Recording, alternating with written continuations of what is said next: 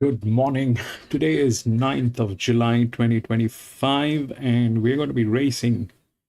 We're going to be racing at Sandownt and we're going to be racing at the Lakeside, which is this side of the track. That's the hillside. It has two circuits. One is the Lakeside, which is this side, and then the other one is the hillside, which is this side. The hillside has a straight of 490 meters, and the lakeside, which we're going to be racing today, has about 407 meters of straight. This is going to be anti-clock, and we're going to be racing here. We've got about 8 races today, and this is where we're going to be racing. The ground reading is soft, and like I mentioned, the last finishing mile is about 407 meters, and there are 8 races today. Let's see what we can do here today. Welcome to Grandstand, and we do horse racing.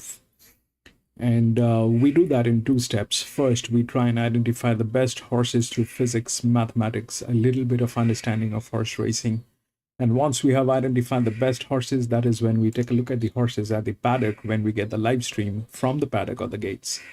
If we find that all the horses that we have chosen are looking good and good to go with, we stick to our picks and place our bets. But if we find that there are better horses at the paddock or there are circumstantial changes, we often step out or make changes with our bets. It's horse racing, so we need to be vigilant. We need to be making decisions that are worthy and in favor of us, and that's exactly what we try and do. I've got 2 tabs in front of me. The first one is where we get to see the races. The second one is RaceNet, where we take a look at the odds and the scratchings. So that's all that I have, and we'll see if we've got the feed. I don't think we'll get the feed as of now. It'll take some time, but that's where we stand right now. And we'll take down the odds for the first one, which is here.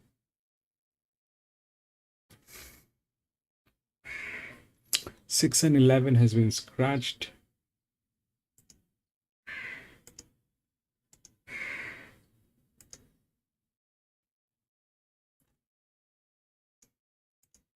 One, 3, 2, 7.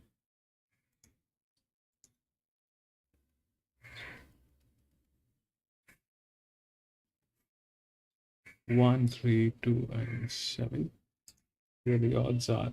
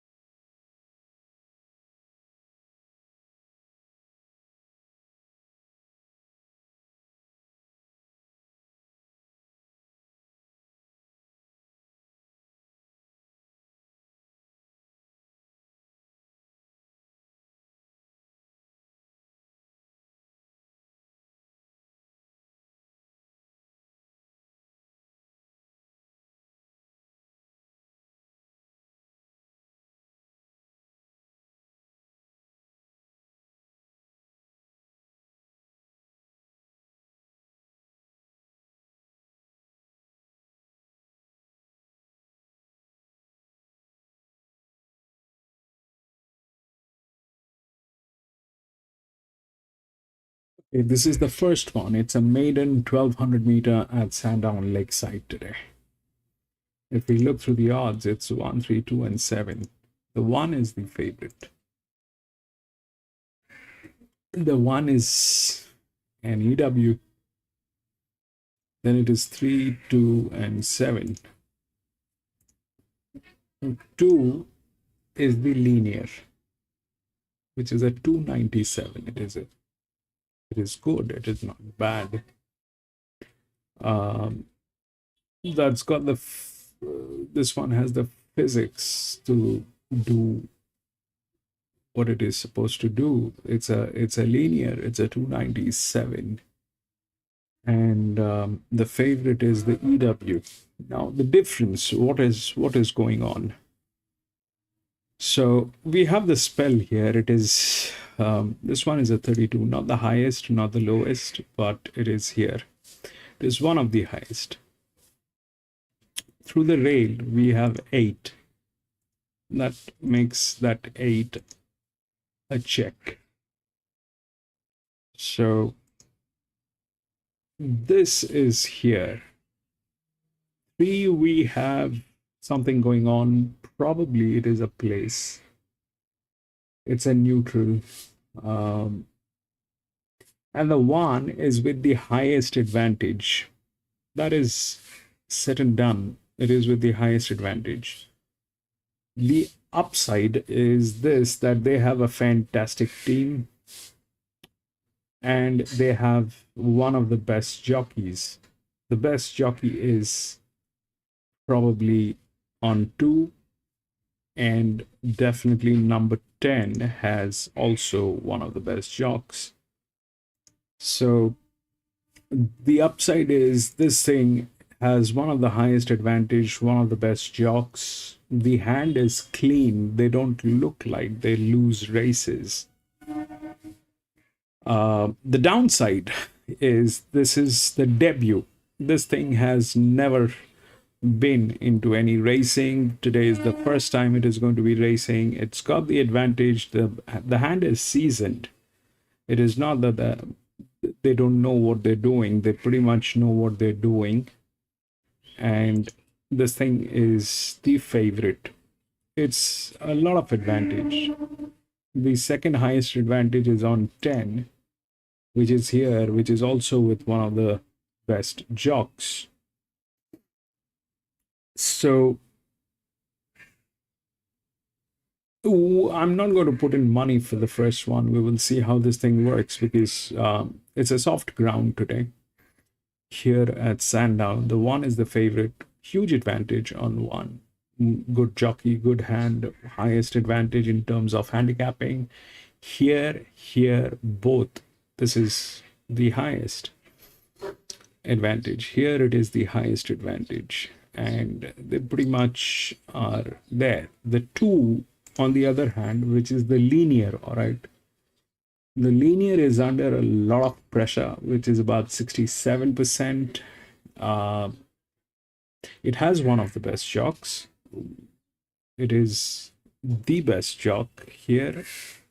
And that's what we have. The 8 is a check. It's got the rails, all right?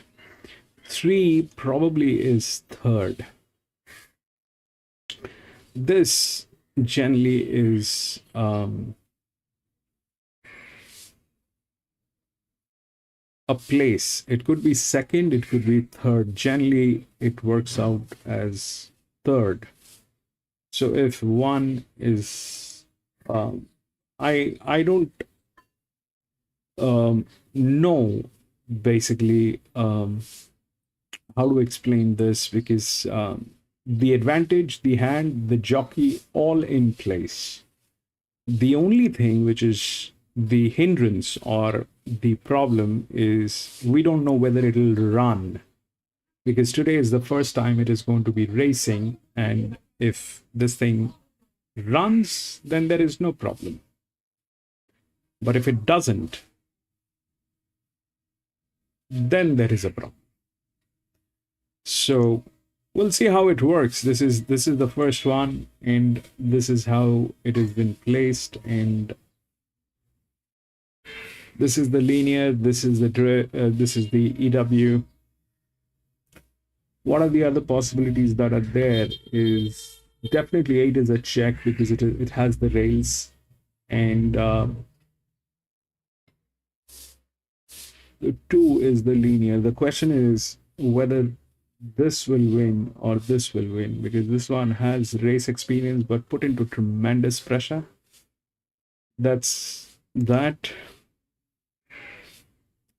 The other thing that is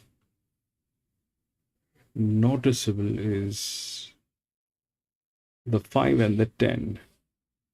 Both are very low pressure, especially the 10 has one of the best jocks, and the 5 has a dedicated jock. So we have to check both of these, 5 and 10. The 10 is definitely a 27, and with advantage, this is a 29 with less advantage but a dedicated jock. So we will see how it works. The first one, the 1 is the favorite. We'll see.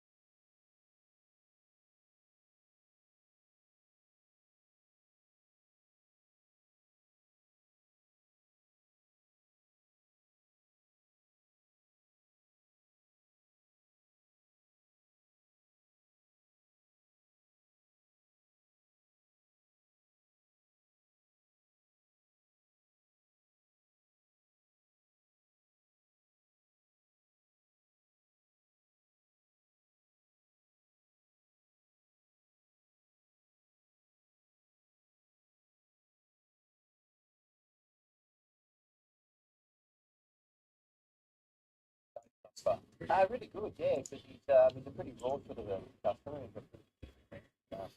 The one is getting tailed. First preparation, so but handled that well. Pretty good, yeah. And horse that well. Settle up. It's expected because of it's the first time it is going to debut today. Yeah, we have got a pedigree. Got right, always common. We haven't hit the go button, so as you can see, controls. We held it together on the track the other day. We held it together in fourth field. Jump out first, jump out in the first time we see the barrier. So he's only seen the barriers 3 times competitively, and then took the seat on his trials. So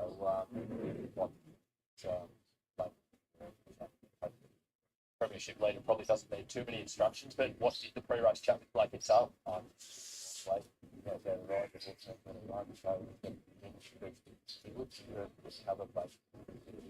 But saying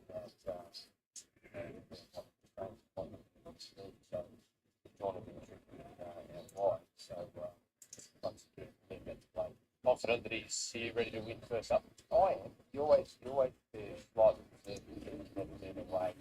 Was never been up to race trials another. So these horses haven't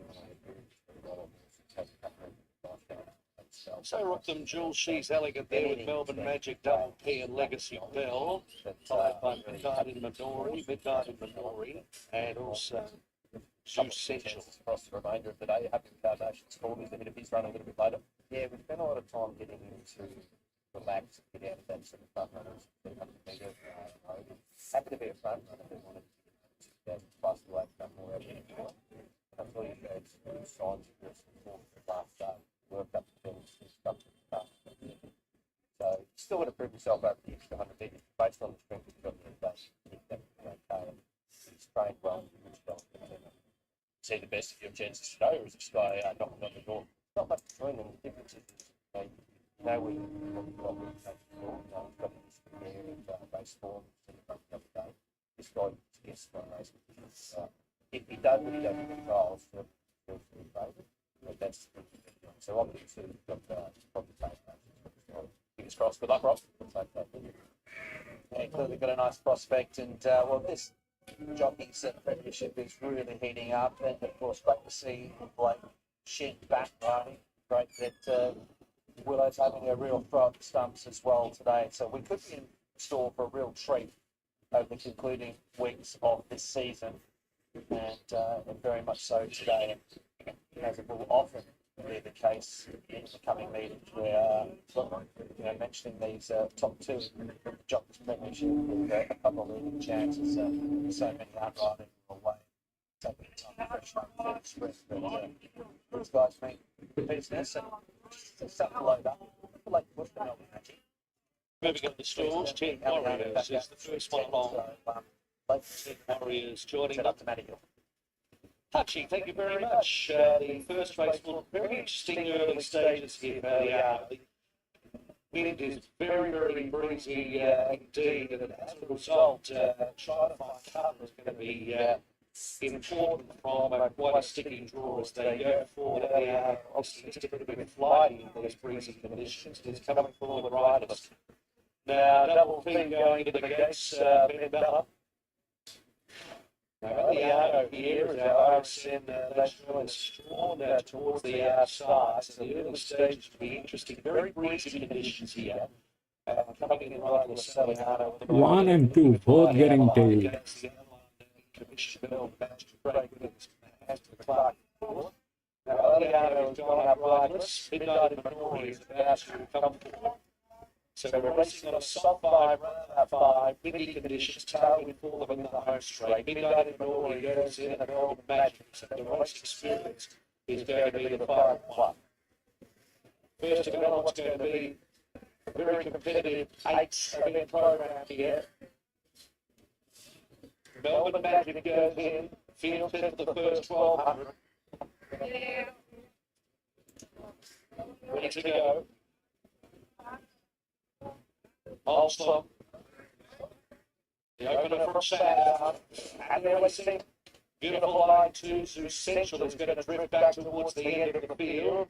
And beginning well, Rockton Jewels with also double P on the outside, 10 Warriors next on the fence, and there is the favourite. Aliano is pushing forward on the outside, looking for a position. Legacy Bell's keeping it deeper.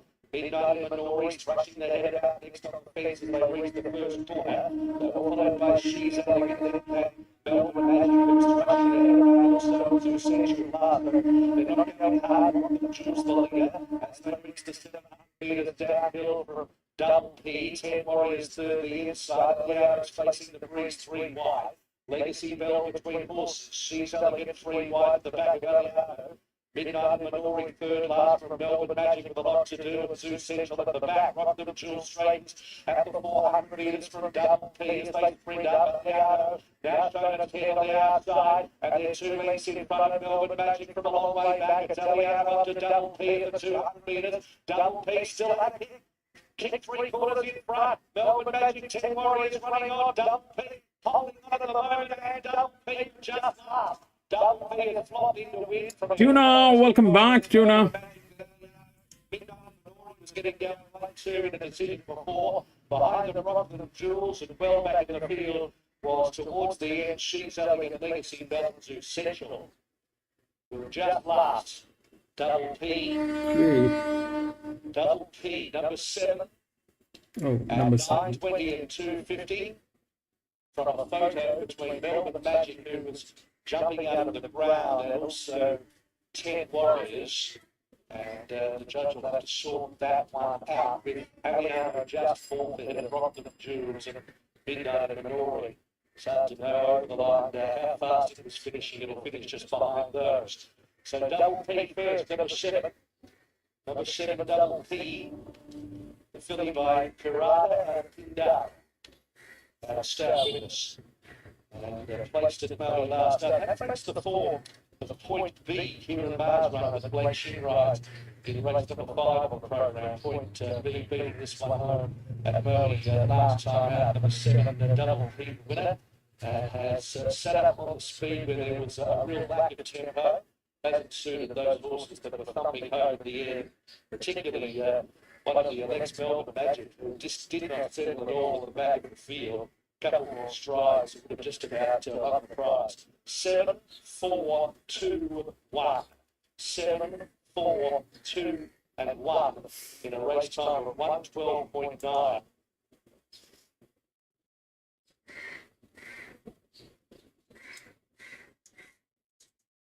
So what happened is that 7 actually went through. 1 and 2 both were getting tailed. The 7 went through. How? Because this one, all of them had 2-2 races. This one was on 67. This was a linear. And this was a neutral. It's a 26 with 15. And it had one of the good jocks on this as well.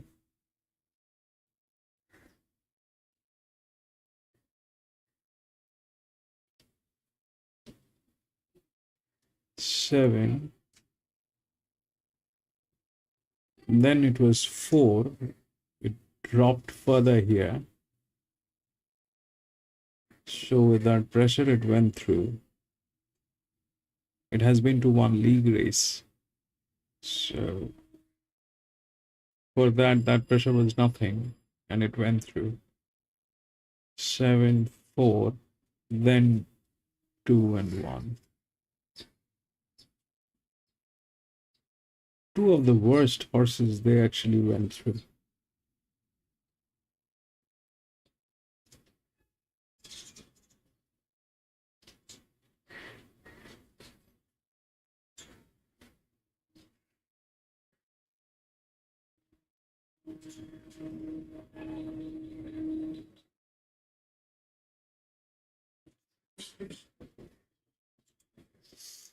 So the problem was that we did not know whether it will run or not.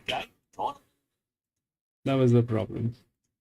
Anyway, I'm not going to be putting on the feed for the Sandownt until and unless we have the races at the paddock.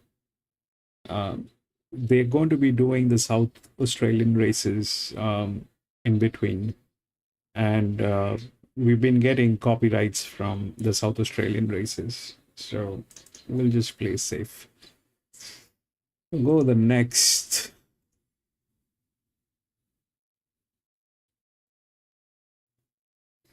Three has been scratched. 4, 7, 6, 10.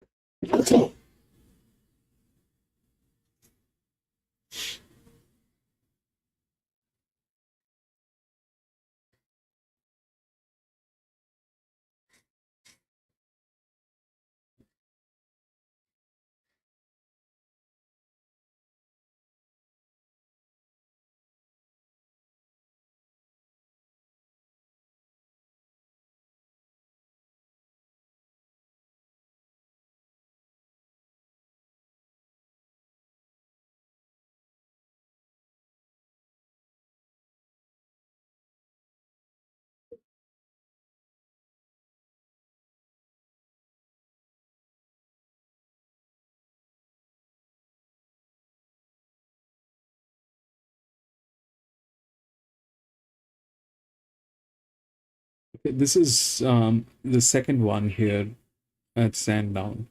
It's a 1200-meter benchmark 70, but it is all ladies, all female. So if we look through the odds are 4, 7, 6, and 10. 4 is the favorite.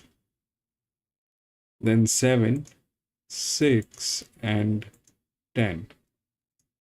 So if we look at the 4 basically is the second linear. 6 is the first. This one is a 32. It has a good jock, one of the best actually. Jock is here. That's carrying 32. It's a benchmark 72. And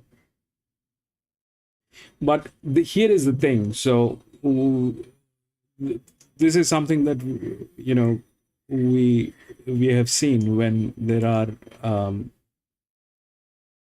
horses with the same sex and same age, and we try to look for that. It's one of the BBs, one of the highest advantage. The hand is also good. Do they have a good job? Moderate. Not one of the best, but not one of the worst. So that 8 is a check. And the 8 is right here. If we look through the rails, the 8 is on the third line. Okay. It doesn't need the physics, but it has the physics and everything. So that's that side of the game. Will the 4 get in and do some stuff? It has the physics, so the 4 can get in. It's from gate number 6. And we have the 7 with a marking, which this generally is the third position, right? It generally is a place. If everything falls right, then this is generally the place. Now the question is about the 7. What is the 7 capable of doing? The 7 is a 48. That's the highest spell. But here we've seen that the highest spell did not do anything. It just sat there, though it had the rails and everything, but it just sat there. It did not do anything. And the 2 and the 1 were getting tailed. It's the same scenario here, and this is where the 8 stands with one of the best hands here. Okay. So yes, in that case, if the 7 doesn't move, which why the 7 will not move. Let's figure out. We'll take a look at the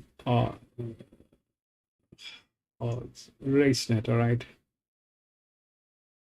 The 7 is after 23 weeks. The 7 is after 23 weeks, so it's very difficult to assume what that'll do. It's a good horse. There's no doubt. There's a jockey on it, which is also good. It has been to a league race. It actually tried its luck in a league race. That's all there. It also has the physics. It's got the physics. It's got that thing which is there, right? So there's a possibility. There's a possibility that it'll do something, but will it win? I don't think so. It's like 23 weeks is a long time. It needs to get back. What about the 8? The 8 has been 4th in 1,000 meters 3 weeks ago. It has been 4th in 1,000 meters. So what does that mean? It means that it has the speed.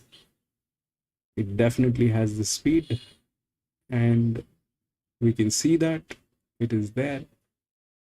The speed is there. It is not one of the top speed, but the speed is definitely there. The advantage is the advantage. There's nothing. If we look here, what happened is they just did not work. This one came in 3rd because of the pressure. It's a 407 meter straight, and the difference is not huge. All right, with the linear with the spell horses and the non-spell horses, the difference is not huge. If they're standing at 40s, they're standing at 30s. Late 30s actually. These are early 40s. This is the highest that we have, the 7. I don't know what that 7 is going to do. This it's got tremendous amount of physics and support on this, but winning seems to be slim. Out of these two, the 10 and the 8, there are two things. One is that's a 43, this is a 42. This is on 12, this is on 2.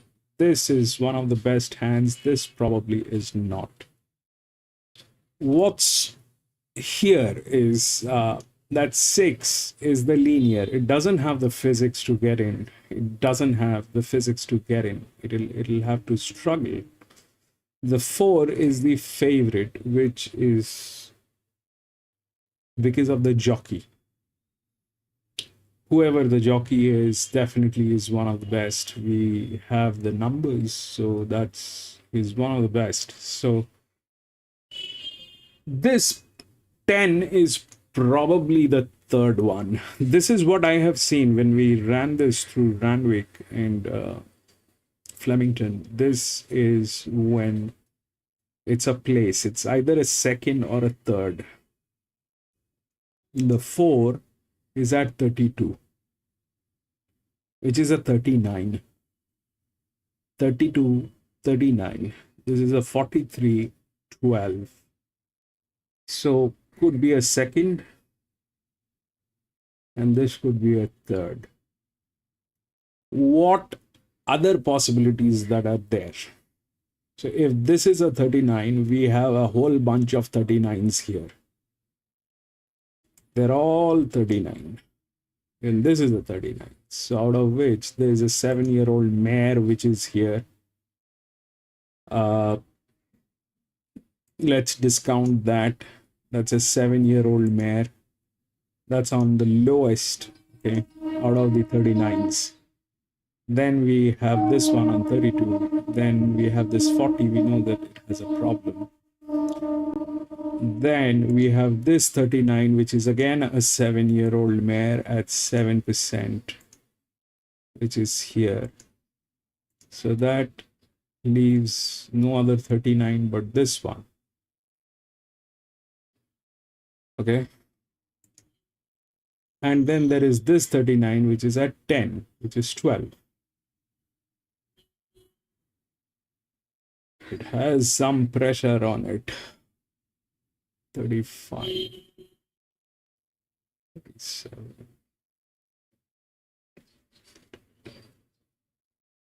5, 6, 5, 12. That one is a check. It's a 4-year-old mare. Then we have a 30, and then we have a 26. If that 26 gets in and does something, then I don't know what to say. But those are the two worst. But here, this one is a 39. So if that 4 is a 3-year-old filly with one of the best jocks, good enough, that's okay. But if that's a 39, this is also a 39. If that is on 32, this is on 10. So obviously this one has advantage.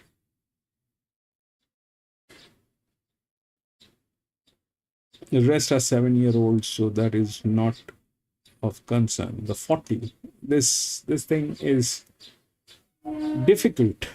I don't know how it will work, but it is difficult for this one to get in because it's a linear it's a 404. It's not that it is one of the greatest, but it has problems with the physics. It has pressure.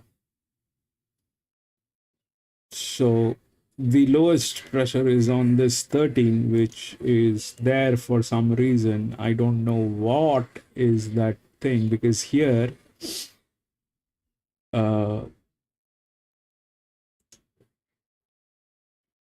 that did not work.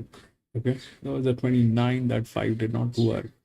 On the contrary, this one worked, which is also one of the highest. This was a linear here. So that was a maiden. This is not a maiden. This is a benchmark 70. So we expect the horses to be good.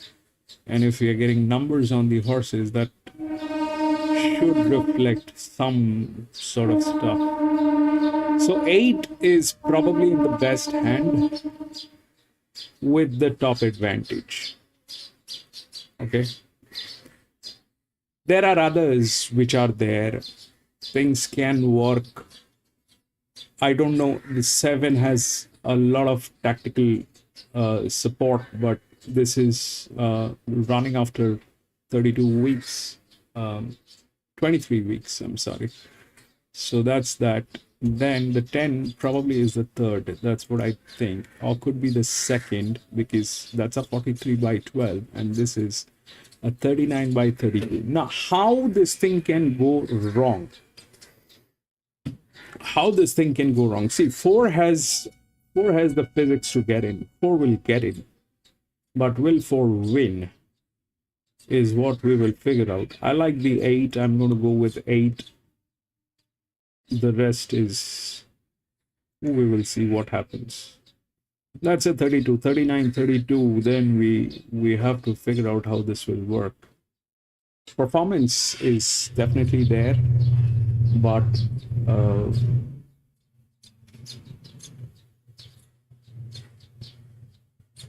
we'll see.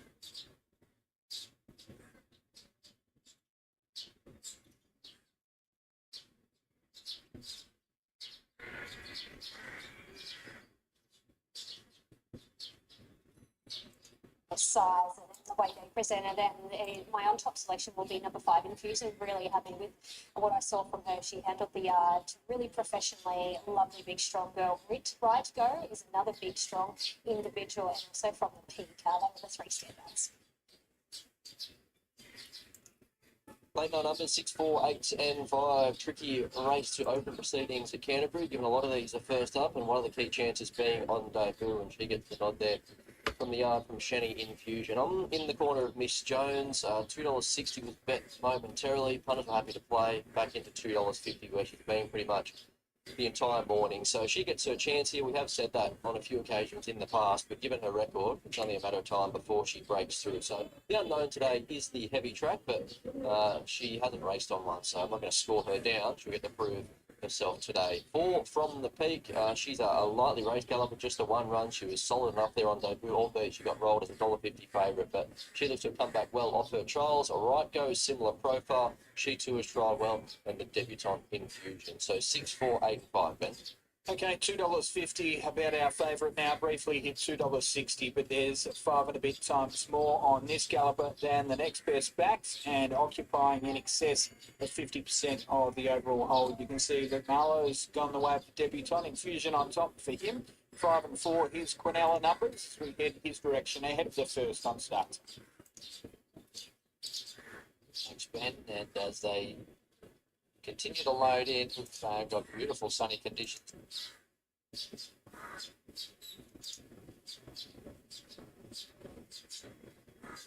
With on, she's occasionally sort of moving it around to have a little bit of a look. Almost a year to the day since we saw horse number 2 just do it with a race, but it was on Sandownt Lakeside. That benchmark 7 actually 1400, but we know that she can run on well over the ball run. She does it and with her back in that, so there's my thoughts. This tool with shapes, but that's the thing, there's a bit of more that is more fine. This tool, she'll need it to way to getting a price. Generally a smaller size Phillips, she's behaving well. She's got a little bit of Hey, Johnny. a little bit of a beat. I think she's got a little bit of fitness to come. What's he going to do? Oh, Johnny. Speed step for the big. Already got a bit this week. Earmuffs on for this girl this afternoon. It's free race. Earmuffs. A preview? Last for the last campaign is over. Well, I've already sort of done it before the first. Yeah. So, like, if you're running, by the third, you've got a bit going on. Yeah. So been someone enough coming in now. Yeah, she's a really good size filly. She's got a bit of strength about her. Still a little bit woolly in the coat. She's showing little bits of signs of freshness. I think whatever she does today should improve on, but she's that burly sort of a horse that is going to carry a bit of condition anyway. I've known Jay Smith for a long time. VOP, and she is resuming this rising system. She's probably It's football night, matey. I'll be at Marble. maybe a touch better, but still good on 112. But I would have otherwise. She just hasn't won in a while, so it's does need to put her hand up once again. See, that's a bubbly crew, Johnny. She's behaving really well. She's walking out nicely. She's still a little bit woolly in the coat. Man, happy view, man. 6, thinking of Gertie, who's had a 12 career starts. She's got a pretty good record overall, and she has been in really consistent form. Not out of first, but any of her 5 starts. Absolutely flying. And also to track that. She's predominantly over the 1,000 metres, so can she stretch that to 1,200 metres? We'll find out. She's also very quick. She's happy with her character. She's doing everything well. So that's fine with the VIP says MS3 is our second most likely winner. Winner's on first time for first up run. Yeah, I like her form overall from last prep. I mentioned behind the horse like Pickles, this would be in the saddles at the end. You know, it's a cog above. I think the majority here. Jump out was good. Trick the draw, but look, her work's been for leading, and I think she definitely had room for leading there. Right? Yeah, she's a lovely little type. She's showing some signs of freshness here first up. I think whatever she does today, she's certainly going to improve on. She's got a bit of condition. 8 is Miss Tall Cheek, Tom Dabney, George Giles with the saddle, comes through a 1,000-metre race on the Ballarat. Yeah, well, she wasn't really fancy then, but her run prior was second here behind Hill Rip was very good. So, format of that race hasn't been anything spectacular at the end of that race as well. So, I'm not sure with her. I'm curious out. I think looks like a darling. Stop there, just a little bit antsy, but now she's settled back down. Really darling, stayed 10 on the Ballarat synthetic beat. All things start what the replay make against this. She probably should have just not myself. Yeah, I think that's a fair call. So, look, I think she will be winning another one. 1-7 and 31 for the great underspinning, but so much preferred others to go. Well, Lulu Darling is just a gorgeous horse to look at overall. She always has been racing for a fair long time. Both Coronado, they just look at, she looks great. She's done nothing wrong. Right, Sanko, she is Dan is getting paid. So, yeah, I like the run.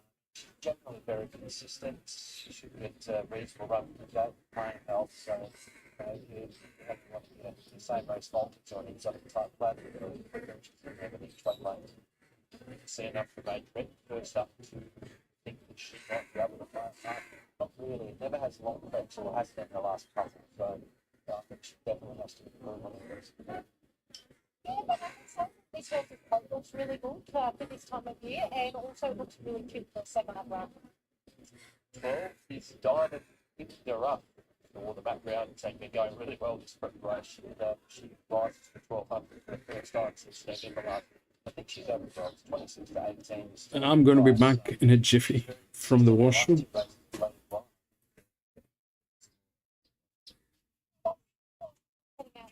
A little bit back, a little bit into the end. I'm probably looking elsewhere. Manhattan, you visit 200 in one shop. That's right, so all right, two wins last two. Yeah, I like that extreme. It's a bit of a tricky draw where they'll end up from, but hopefully she can get the right runs half. I don't know what we left for the previous for that win. That was over 1200 as well.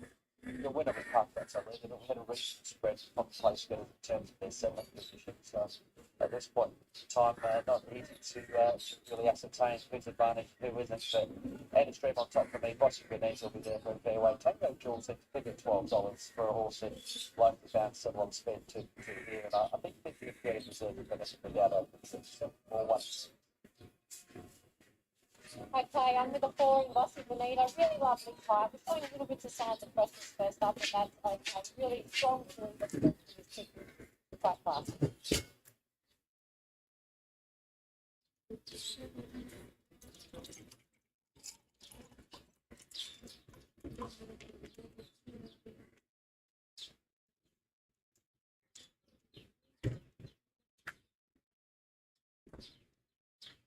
So Tango Jewelers there, Manhattan View, Boston Bonita, just do it, they call me Bruce, and also Inner's Dream, and also Diamond into Rough Miss Tall, Cheap and the Grit, and Hulu Darling. Tango Jules loves to lead, and Tim, as we head back to you, certainly loves this track. Much Jamie Edwards, her trainer, is standing by. Jamie, thanks for your time, but he's had such a really good time.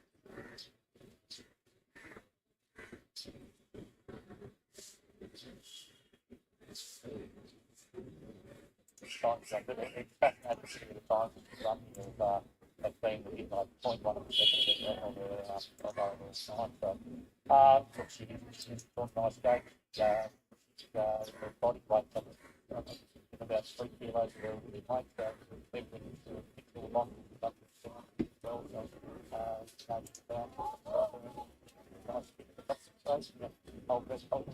What have you had to do with her since we last saw her run a credible race in Mornington? Developed something 4 or 5 days. Hold it together and another one after. I've got a pretty good record on her, winning the race on her back today. And 4 completes, so that's probably the feature stuff the Alba. Yeah, sure, and one. On a leader. I don't know how much you can get wrong. The leader claiming the apprentices, so I think his work goes on. Pretty good apprentice, bounce got there, brings up, it's okay. Overall confidence heading into this event for her. Oh, yeah, place on best. Under a race is confident, the horse is going as good as she can go. And, you know, everybody can leave her form and leave it till she can place it in a minute. Good luck, next time. Yes, we'll sit down with it's been a happy hunting ground in Lakeside for this by winter. So, I think 1-4 overall. The last one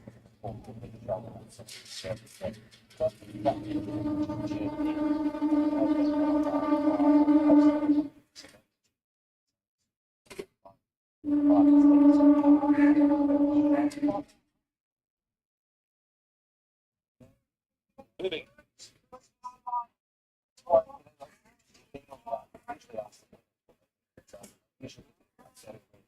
Thinking of good, he goes up in the back of one, Jewel. That's one also Bristol Chief. Bruno Darling. In the run. He's second race on the card. This is a very open race. Plenty of chances. So Bossy Benita running the legs just over 320 Bossy Benita. Benita three, next best at $5.30. So both the way here is Just Do It coming forwards with also Diamond taking another turn, going up right of Stay Forward with Bruce. Manhattan View and also Ian's Dream. The final one to come along. RC membership field as well. Benchmark 70. We have 12 to go around. It's in the Dream. So Talent of X-ray trains, drawn towards the outside. Bossy Benita moves in. And a Manhattan View. It's going to be the last. Manhattan View comes forwards. He really hit them in the face in the first 300 or 400 metres here. Six. Away they go. Tango Jewel aboard the inside road away will also dive into the rough. But Tango Jewel from Diamond. Lee, 4-win place. Welcome back, Lee. Back in the field, settling down the strides, Miss Tall Chief, and then they call me Bruce and well back in the field and tread with the end of Dream and Manhattan View is out again. So Tango Jewel, as she liked off the back section, out of 700 metres, strides out of the behalf in front from Diamond into Rough, and then kept thinking of Gertie, third, fourth, Bossy Benita, 2 lengths to Lulu, Darling, Just Do It, she dares the devil wide from Miss Tall Chief, and then came and Dread, they call me Bruce in a Dream, and Manhattan View, Tango Jewel, first Australian, 400 metres to go. Diamond, thinking of Gertie, get back to the inside. Diamond into Rough, Bossy Benita, draw toward the outside, still 3 off the leader. Then a gap in the field in the Dream. Tango Jewel, the 200, with thinking of Gertie, trying to wear it down. Bossy Benita's coming to Tango Jewel under the three. Bossy Benita. Bossy Benita stopped up and went to the leader to win. 4176. Tango Jewel in the Dream and thinking of Gertie. Next to finish, Diamond into Rough, Just Do It, Lulu Dark. She dares the devil and Trent Manhattan View is Tall Chief. And last they call me Bruce. Bossy Benita, Frank Williams at $3.10 and 140 draws, one back in the premiership. Now 7 between Blake Shin and Craig Williams. Bossy Benita successful. Number 4 for Michael Megan. Bossy Benita sat 1-1 at the right run and has finished very strongly with the other home running to score. Number 4, Bossy Benita on resumption. True betting was pretty solid as well. Opened up a 3.4 on the and finished at $3.20 on the phone, 310 and 140. We stand by 4 seconds. Stand by there with Tango and Jewel trying to hold on in a Dream, who is floating on the outside. And then there wasn't a great deal between when the judge called it off. And it's pretty close because even the finish channel hasn't made the end. That's been very close to the end. Extreme back and go out to the Tango Jewel very late and go over. That's very close. So you're thinking of good and getting the fourth. 4176. It's just. So who was the right odd? The jockey took it out.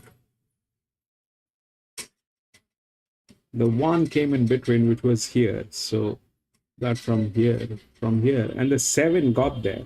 The 7 got there. 4, 1, 7, and 6. The 10 and 8, they did not do anything.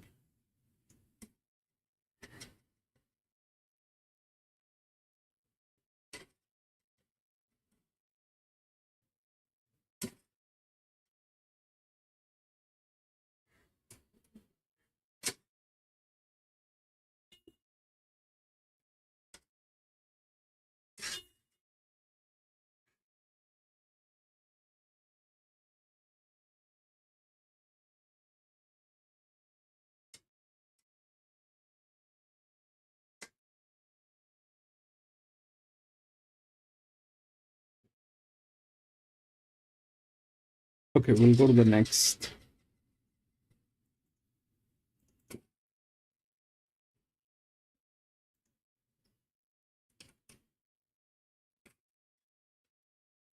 Five, 9, 10. Scratched.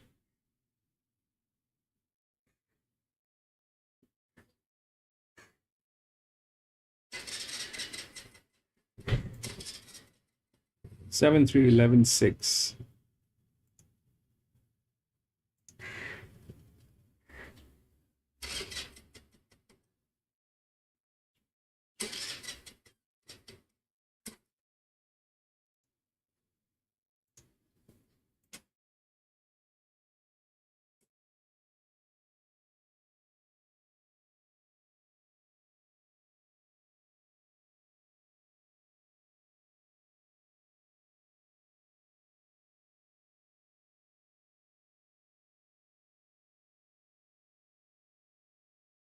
The standout, she's not the standout. She's probably one of the worst in the parade ring that I could see there. And I really like looking to win away, actually. The numbers are there, 12, 13, 7, and 4 officially, so we've got to stick with those. But, yeah, I thought win away paraded a lot better than Rebellion. And I haven't had a bet yet, so if my money is going to go on, I'm probably going to flip it up, have the 13. So I don't know if we can flip the graphic there, 13 to beat the 12, but that's what I'm actually going to be doing. Wimaway now on top over a Rebellion. Caesar Cape looked really well, Maxie. The horse that's a 22 start made, coming off that good first up run. It looked really well. So there's your roughie, number 7. And then the 4, Scorpio's Isle, was the best of the 2 golf runners, I thought, on looks, but the market is sort of leaning towards Lena's Real. So it's still a bit of a guessing game. I still couldn't have one of the roughies, which would be Chasing Eleanor or Manhattan Henge, so I'm not worried about them. And the market support now for Rebellion is starting to work back in. So at least you've got your support coming late, Maxi. But yeah, I'm totally stumped there with the 12 or the 13. I'm going to lean towards Wimaway now. Righty, fair enough. That's what it's all about. You know, the checking of them in the mounting yard and watching how they go to post. And she has got us sort of pretty warm there, just lathering up a little bit. Rebellion. The towel to wipe down a few times by the jockey Carl Wilson Taylor. We've just caught a glimpse of Scorpius Isle number 4 now. This horse has been resaddled and was proving a little bit difficult. They're having another crack at resaddling him now, Scorpius Isle. He's been very solid in the market too. He's actually the second favourite behind Rebellion. Now, a bit more money coming in for Rebellion now, as we've got this slight delay. Rebellion, or Revion, did touch $3.40, is now down to $2.90. So that's the state of play at the moment, Paul. We're awaiting Scorpius Isle to have the saddle refitted. Bailey Wheeler over there just waiting patiently. Now, the Metropolitan Jockey's title is going to be won by either Ange Jones or Emily Lang. Now, Ange is off for the next 2 Metros, today and Saturday, and then she'll return. She was given 10 days. She had an appeal, unsuccessful. She goes into today's meeting, 5 wins clear over Emily. Ange has been finishing like a freight train. She has been. She's been absolutely on fire, Ange, but Emily just keeps poking along. She's got a couple of nice rides today, and she's on a $1.40 chance today. She's got a $1.40 chance today. She's got some nice rides on Saturday. I've already seen the acceptance there for Saturday, so there's a chance she'll bridge that gap and maybe level up come the time Ange comes back, and then we'll be in for a ding-dong go down the stretch. But we've just had a little bit of news concerning Emily. There was a carryover inquiry to some interference, I believe, in the Caloundra Cup on Saturday, and Emily's been suspended as well, 8 days. So And I believe she's going to take it, after the meeting on Saturday. Okay. So That'll open the door for Ange again. to kick again. So yeah, but All right, we've got a late scratching here, Maxie. They can't get Scorpio's Isle by the looks of things. We've been trying to fill in some time while they resaddle Scorpios, but Bailey's setting up. He's got the saddle under his arm. He's coming back. So put a red pen through Scorpio's Isle, number 4, and that'll be a decent old deduction there at $3.50, Maxie. So put a pen through the 4. This race. This is the first race of the day. I already feel like I'm 6 races in, Maxie. yeah, I noticed Lena's Reel was lathering up too. It's actually quite mild days. It is. This is what I'm saying. I don't know. Ravillon and Lena's Real both really carried on as if we're 38 degrees. It's not. And so was Scorpius. I mean, he refused to allow them to put the saddle back on, seemingly. So, Whereas I thought Caesar Cake and Wimaway paraded as they you should parade when it's 20 degrees at Ipswich. Yeah. They didn't turn a hair. So the 4's officially out. Put a pen through the 4. There will be a deduction there. Please take note. If you're on tap fixed, you're going to cop a deduction. It'll be a reasonably big one at $3.50 at the time of scratching. All right, Maxie, look. I suppose we better redo our numbers because mine are totally changed. I'm causing confusion in the French's Forest office. I'm now 13, 12, 7. Who's going to run 4th? I don't think anything will run 4th. I'll put the ambulance in for 4th. 13, 12, 7 and 2. Right, they're my numbers, Maxie. What are you going to do now? right, I'll stick with number 12, Réveillon, to beat number 7, Caesar Cake, 13, Wimaway, and number 2, Lena's Reel, 12, 7, 13 and 2. My selections are unchanged there, but yeah, one of the chances, according to the market, Scorpius Isle, who was second pick at $3.60 at the time of its withdrawal, has come out. And that's seeing, pretty much most of them, in particular the favourite, firming right in now with that scratching. Yeah, that first horse is about to load, which will be Ravillon.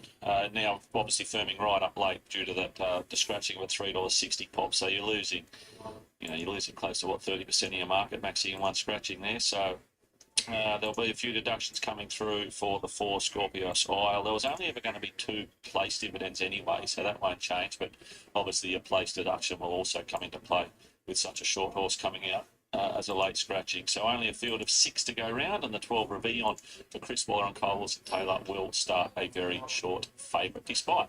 Now Ravillon's gone off in the gates. All right, this race, the race that keeps on giving, Ravillon's just gone off in the gates. So not sure if they'll have to get her out and have a look at her. She didn't get up high, I don't think, but she certainly went off, and Kyle sort of had to half bail out. So anyway, the rest of them seem to be loading up. We better get to David Fowler in case they leave Ravillon in and they jump. But yep, this first race is the race that keeps on giving. Up right on the barrier position. Caesar Cake goes in. Lena's Reel, who's broken out. Starting to sweat up as the last one to go up. Starter goes to the ladder. Ready to break in the first of 7. Réveillon is steady now. There's the light. Racing. In the end, Réveillon began neutral. First to go was Wimaway. Lena's Reel pressing forward. Manhattan Hinge 4th on settling down. Then the grey chasing Eleanor. And Caesar Cake dropping out to be last of the 6. Travelling up the side now with about 1,400 left to run. And Lena's Reel comes across and takes the lead and travels comfortably. There's no speed on as Lena's Reel coasts into that first bend. Wimaway in second. The favourite Réveillon Park third. The rail. One away, 4th Manhattan Henge. Length and a half to Chasing Eleanor, 5th and second last. Caesar Cake is last, with Scorpio's Isle being a late scratching at the barrier. Heading to the backstraight, I'd estimate 5 lengths span them down towards the 1,000 metres. And Lena's Reel, first run in Queensland, is doing it very comfortably up in front. Leads by a length to Wimaway in second. And 2-way Réveillon just lost a length or 2 there, lost the leaders back. It's a clear third. 2 behind him is Manhattan Henge, and still Caesar Cake and Chasing Revenge, or Chasing Eleanor, second last and last. Heading off the back to the side now with around 700 left to run. And for the first time, Lena's Reel starts to increase the speed, but Wimaway sticking with it. It's 3/4 of a length away. 2.5 away third was Réveillon. About 3 then to Manhattan Henge under pressure. Then Caesar Cake and Chasing Eleanor whips them in. Coming up to the home turn, they've got 450 left to run. And Lena's Reel in front, but Wimaway is now starting to close. Drawing up to within ahead of the leader. Réveillon now storming that period of the straight. About to try and launch a claim, but I'd say that's the race. Homeward bound, 250 left to run. Leaders real under serious pressure as Wimmerway grabbed a narrow lead. Revion is trying to pick up the pace, still a length behind them. They head down now with about 100 metres left to go. Wimmerway's in front. Leaders real boxing on well. Revion can't get them. Leaders real out Foxburn. Wimmerway on the run of the line. Climbed off the canvas and beat it home. Revion every possible in third. Then Caesar Kane chasing Eleanor. And Manhattan Henge last over the line. Well, not the most exciting race, but exciting. Okay, so this is the third one here. If you look through the odds, it's 7, 3, 11, and 6. 7 is the favorite. If we look through the rails, then we get 4, 11, 3, and 8 here, out of which 11 and 3 are there. This is how it looks like. So the 4 is with the rails. Last time the 7 came in through the rails, and the 3 is the linear. Okay, the 3 is a 314, and the difference is 69 and 30, almost 40%. Almost 40%. But this is a bigger spell. This is a lower spell. That's on 69. This thing, the 7, is here. It doesn't have the physics to win this. Last time here, this one did not have the physics to win this. This one had the physics. This one doesn't have the physics to win this. This is here. So that's that part of the story. The 3 is up here, which is the linear. It's a lower spell.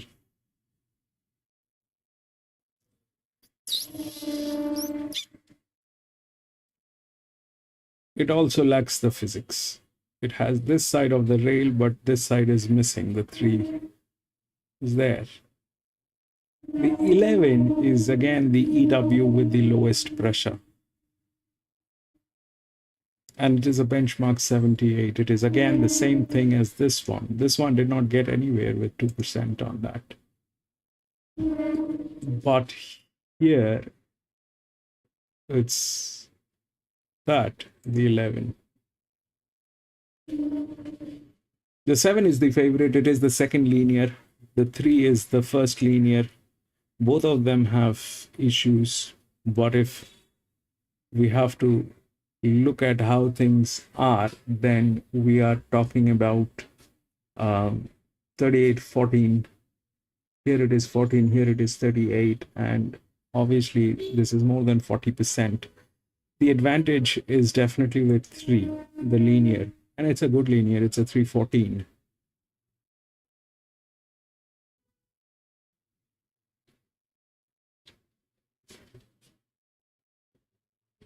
But the 7 is the favorite, which is the second. It doesn't have the physics. Neither does this one.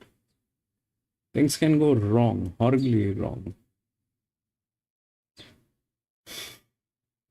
This one is here. It's a 63. That's the highest spell. The lowest probably on that, apart from that 1, which is here. It's not worth looking at.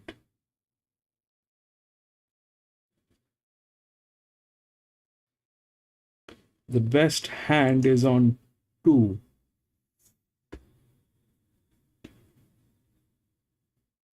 $28, $69.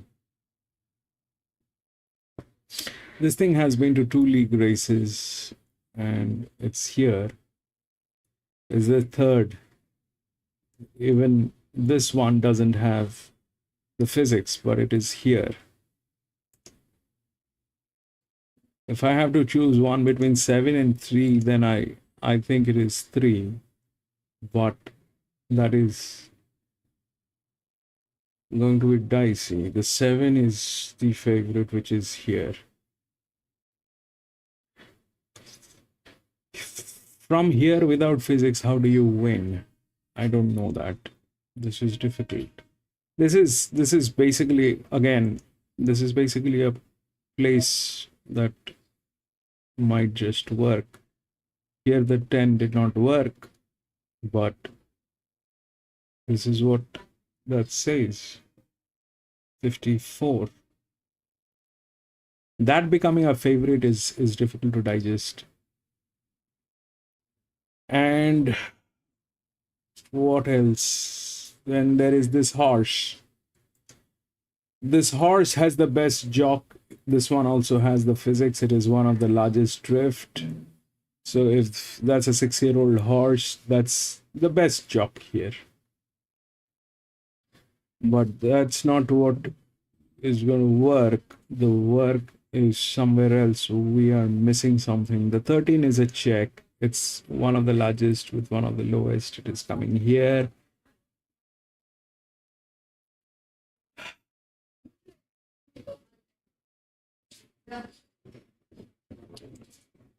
They're mixing some kind of something. This is the largest spell with the lowest advantage, 909, 11. They have the 11 within the odds. Last time they did not have the 8 within the odds. 11 is here. So that's that. 3 is like that. That's a 4-year-old building, and we have the 4, which is through the rails. That probably is not going to do anything.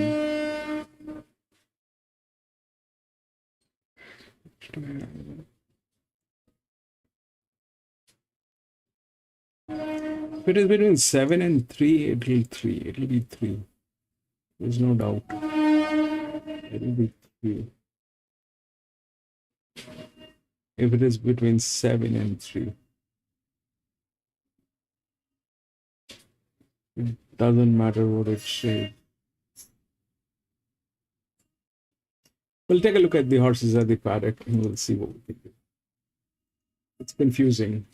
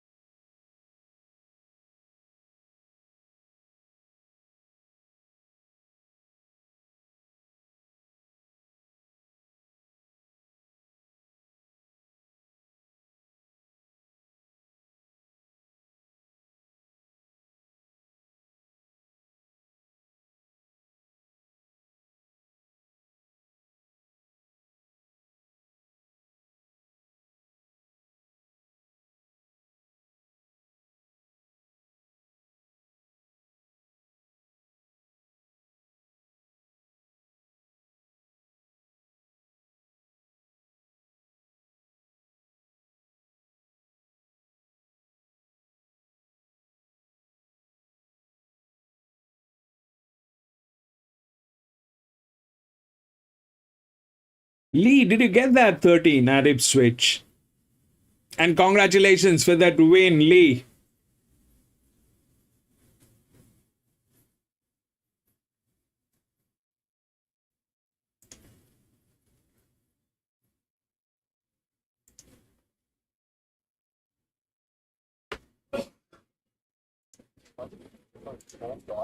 Won't be only on a soft 5, but soft record not only good stand, but the form's not all that good. I know it's back a long way in grade, benchmark 84, only really one class, but the bottom line has been 100 or 200 to 1 in his last 3 in front of quarter expected today. So it might be an easy test in some respects for that drop in class, which is not great.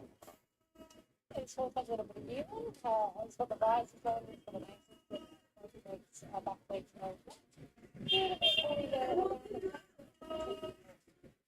two's Luna Cat for Big Billy JD Hayes. The week has come off. The week is on for the first time. But it's not my game. It's still a great race. It's not your other carnival. Well, she's been below what she's capable of at the last two. One of them was more first. She's got a few runs there. She's there. And she's not getting it's a decent sort of performance. But her form fire was excellent. Maybe at about back 9 out of 10. I don't know about the 10, but I just wondered where we're at with her now.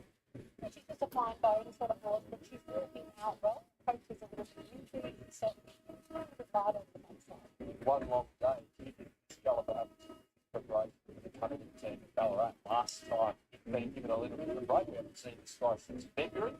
He just jumped out on the Ballarat to finish. It's a very tough course and got a serious performance alongside of his name. Just a little question mark, sort of just getting short enough for him. He's only had the one jump out I could find. I thought it was nice work, but yeah, I'm really respectful of him because he's got a great overall record. It's a bit short, it is fresh up, but it's also got a lot of quality there. Yeah, Hutchie has got a lot of quality in the kind of game. He's got a lot of strength. I think in terms of fitness, he's actually alright for a first back. He's got a style on the backside, but I'm very old, and people can really find what he's his first backside. Down the store, it's sports number 4 now with pitch free previously. Here in Mark, man, last preparation, this last two preparations, it's been up in New South Wales, so back to the tour and first up. Nice trial, jump there, trial of the source, pretty stable. You're going to look at the form, it's been pretty ordinary in the last campaign. Obviously, they've put the source and they possibly sold it down. But anyway, he's stable, jump out's been good, and I just think it's definitely more exciting than game 18 and the 14. It's a bit of money around too. Yeah, he's doing everything right. He's got a lovely right eye that he's looking at me. He's a really strong horse. He's got a nice big overstep. He is carrying a little bit of position, but he's got that big girth, that big shoulder, and that big backside. That might just be him. 51 weeks since we saw Marcus Boy hit the winner's stall. It's been going pretty well this time, though.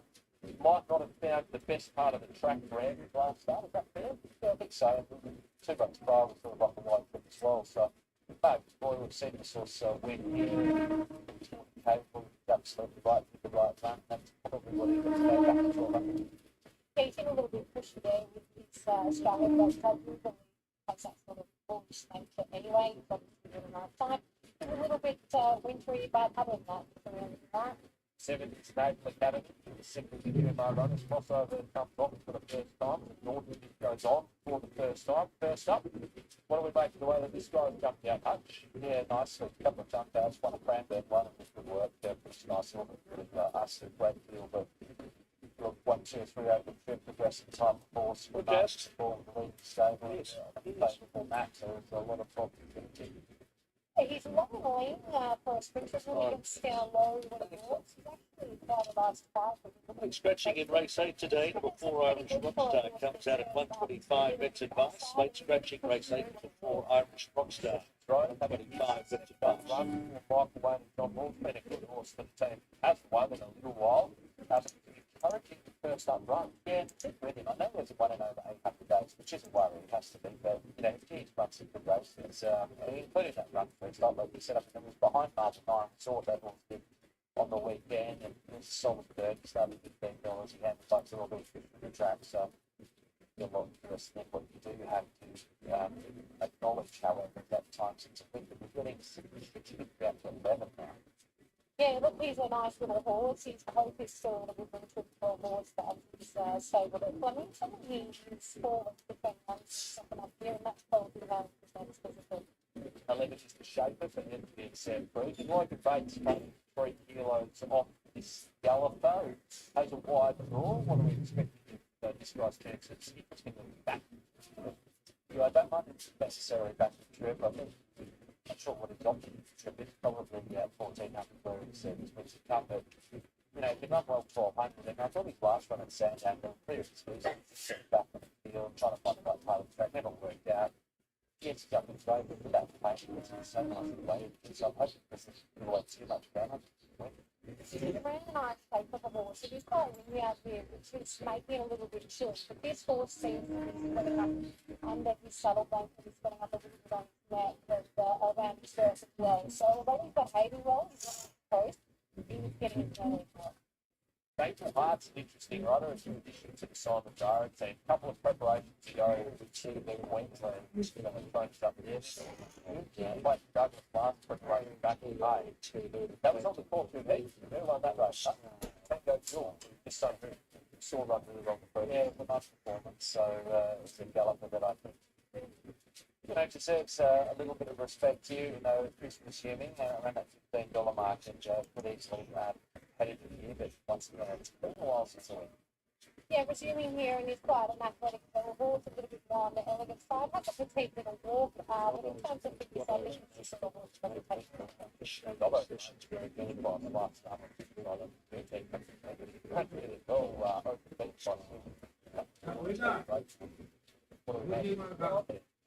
know. It's a good run there with the horse that can intentionally settle and run either way of a good trail of the race. It's up in class, but like I said, a couple of horses here that lost double feet and it's great with it running well and decent rate of races and might be right time. So, great. I'm going to go with the shaper. I thought there were excuses last time out. Just did not work out at all in terms of tactics. So I'm hoping that you get the right run today. Maybe we'll kind of fresh up the run wrong. Station's great, but at the price. One long day, I am very respectful of the overall form of David Academy, the building by Justify, has won his last two. This is what I'm benchmark racing on these 78 over 1200 metres. He's going great guns, and I think as we haven't seen him for a while, those two victories in September and October of last year, two starts for a winner and minor placing. First up, and is a talent. One Long Day has been racing well previously also, but is first up. And the other horse that I gave a chance to is the Shaper. Gets back in the run though, but has absolutely no weight, dropped 7 kilos from his performance behind Super Fun here recently. And he is up and about compared to a couple that are in the market. It'll race over the 1200 metres. And do have to be up on the speed here because of the way with the rail out 5 and also the fact that the tailwind was assisting them up the straight. Get the thoughts of Mark Hunter.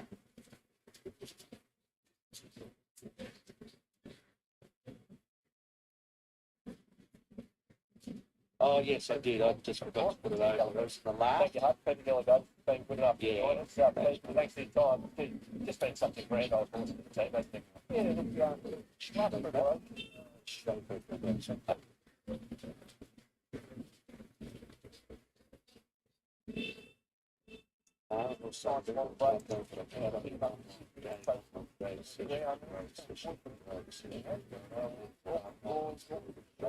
Everything is getting tailed.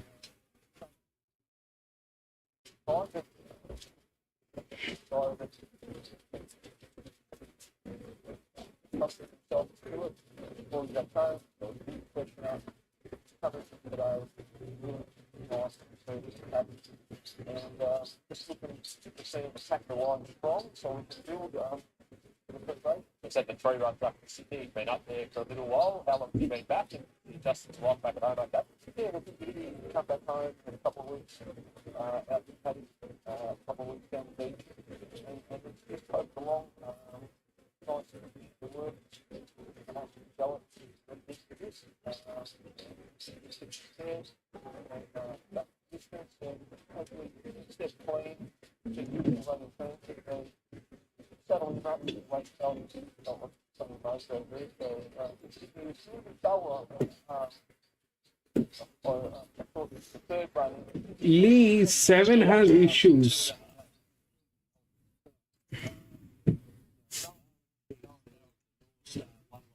7 is here, it doesn't have the physics. Last time this one had the physics, it won. Okay. This one doesn't have the physics to win. Can it get a place? Yes.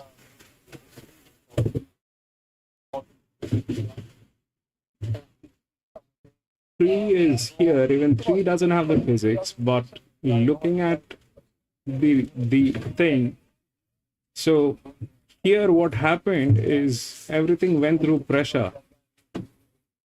Everything went through pressure. 4, 1, 6, and 7. 4, 1, 7, and 6. So that's all pressure play. Here, if that plays, if that plays, then we are looking at 3. 2, 4 is there. Then the 2 comes in, the 2 gets exposed. This is what I think. What is happening is with the 1200 meters, the advantage is not actually an advantage. That's a disadvantage at Sandownt. That's what I think. 3 is, I think 3 is better. It is a linear. I'm going to go with 3. 3 is better.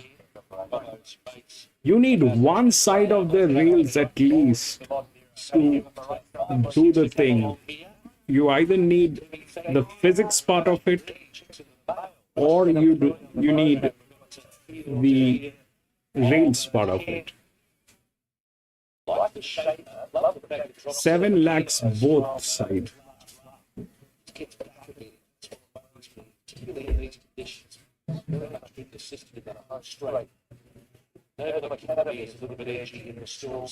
That's the linear. It's a 314.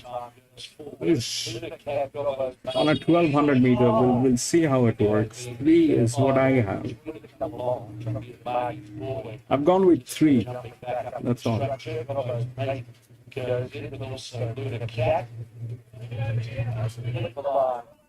Sessions Road.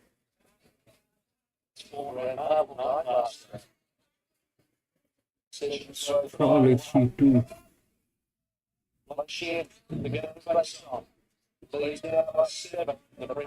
That's Set the 1200. Windy conditions prevailing Sandownt. Ready? And away they go. And from the inside, raw RNTs front of the gates bar. And is one of the initial leaders of the Naval Academy, Gobo's made a bargains boy. And our wide on the track, also thankful Hards pushing forward our diva. They will follow next one on the inside, one long day in Luna Captain North Star, the Shaper of Sessions Road back at the top of the field. So thankful Hard around the outside, and disputing the lead, is going to cross over originally. Yeah, the 2 got through. Now it's the question of the 3. I think it's 3-2. The 3 got the 2 got through. The 2-12, man. What is that doing there? 12 is the horse.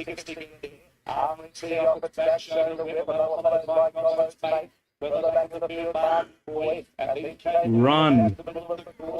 3, baby. Where are you? Come on.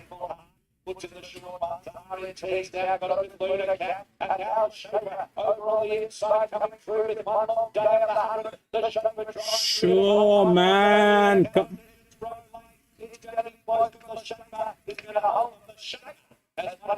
12. Next to finishing the race behind those horses was Barney's boy, Naval Academy to North Star from Gobo's made thankful Heart got tired running to that end and so too R&T. 12 or 11. Number 11 well dropped dramatically in weight. Jesus Christ. Carried 59.5 kilo last start, finished midfield. So now that happened. Chase Kings at the 3 starts going well, back to 1200 metres. And he's made ground up along the inside under Logan Bates. It was a lovely ride at the end. And has driven through to win it to the light. I shifted from that 11 because I lost that 8. One long day. And also Sessions Road, one long day just in that ahead of Sessions Road. And then Luna Cat. So it's the shape of the winner, number 11. Drawing up on the inside. And has been far too good for them. And a real talent, Logan Bates. We've spoken of Logan's skills before, and such a valuable play in the winter months, also in the metropolitan area. 11, 3, 8, 2, 11, 3, 8, and 2, one long day, second, John Allen. 11, 3, 8, and 2. So Ace. Brilliant new. what happened is I went with that. It did not work on a benchmark 70. It did not work on that 8. Okay, it did not work on that 8 where it should have worked. Here, if we look at what is going on, you have the 11 here. Okay, that's one of the highest spell here. This was one of the highest spells, and this is the highest spell, by the way. This is the highest. That was one of the highest. This is the highest, and that's the advantage on the 11 with everything. 3 came in second to that. It had the problem with the physics. The 7 also had, 7 was outrageous. It did not have any side. And if we look at from the pressure side of it, then we get the 2. All right. Then we get the 2. But what happened is this 11, 3, 8, and 2. 11 came in 3, and then the 8, which was here, well within the rails. 8 was here, which is an 8-year-old gilding. All right, this was here. Sorry, the 8 was here. That had one of the best jocks, which was here. It is an 8-year-old gilding. I did not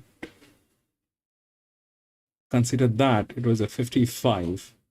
8-year-old gilding that came in. But here the thing is, why the 8 did not work here? Because it was not the highest spell.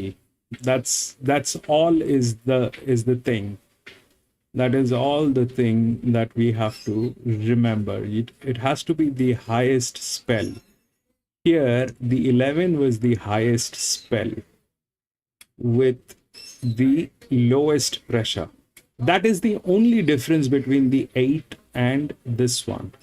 There is no other difference. This was on 2%, which is a 42. It did not get anywhere. It was looking so good at the paddock that I thought it'll at least get there, but it did not get there. Here, the 11 was the same thing.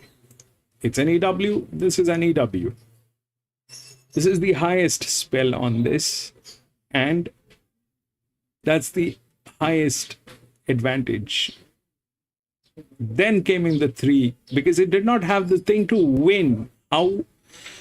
See, the problem is, let's understand what's going on. Okay, so consider these, the B plus. These are the characters. Let's say this is a movie. So we have characters. And what do we have? We have linears, we have drifts, we have neutrals, we have the EWs. These are the characters. They mean what their number says, where they stand. So when we look at the EW, what does that EW mean? If this is the linear, which is in the priority 1, this is the priority 2. Okay. Now, if that's the priority 2, then we look at what it is made of, which brings us to this particular section where we look at the gate speed, the sectional speeds. Then we look at the jockey pressure. Then we look at the pressure on the horse. Finally, we look at what is, all right, we have a villain here. This is a villain. But who is this villain? Is this Arnold Schwarzenegger as the villain? Or is this Danny DeVito as villain? So that number is Danny DeVito as villain. So this villain doesn't make sense. Those two numbers, they say this is not the right villain. What is the right villain? Then this one comes into picture. This is the Arnold. And the Arnold is equipped with that advantage. If this is John Rambo, this is the Commando. Now what happened here is this, the Commando had better structure and low pressure, and the Commando had a weaker structure with a higher pressure. So basically the thing is this: performance, if we go on performance, it might work for some of those rural tracks. That's one side of the story. But here, or the bigger tracks, they all have good horses. Here the job is a little dicey. We need to identify who are they and what are they made of. This is the character. This is like, in a movie you have a hero. Okay, 3 is the hero or 7 is the hero. If 7 is the hero, then what it is made of? It's a 54 and 30. Can it be a hero? Because there are others to overrule. If this is a hero, this hero is going to die at the end of the movie.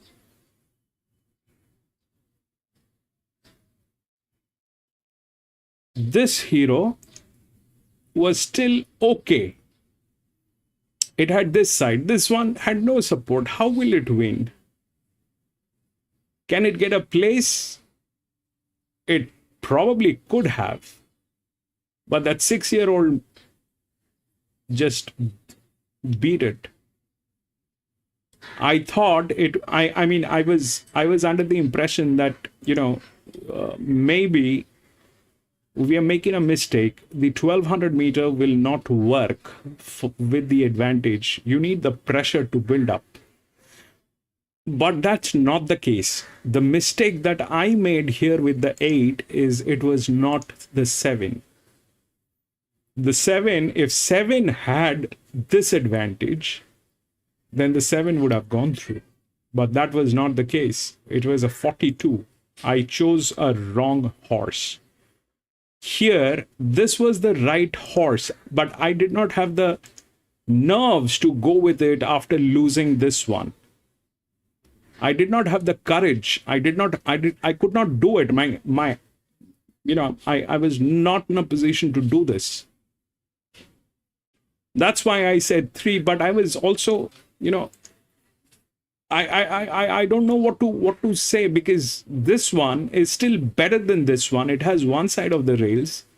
It lacks the physics. It's got the highest pressure. That's the linear. I would trust a linear at this position any days for a win. But it cannot win. Technically, it lacks this side. The physics part is missing. How will it win? Wherein this one, you see what? So this was won by not the hero, but the villain.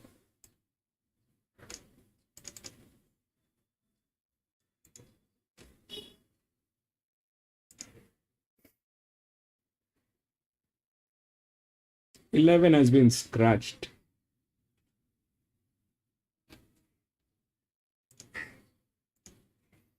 $12, $6, $10, and 7.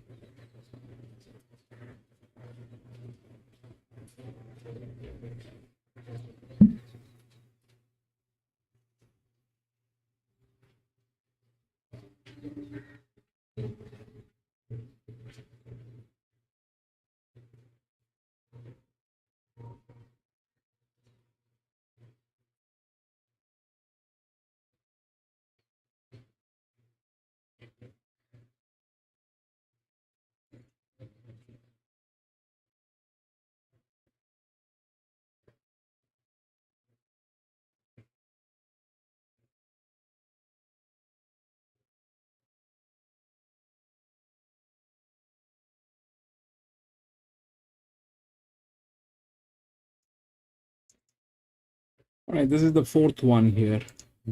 If we look at the odds, it's 12, 6, 10, and 7. 12 is the favorite.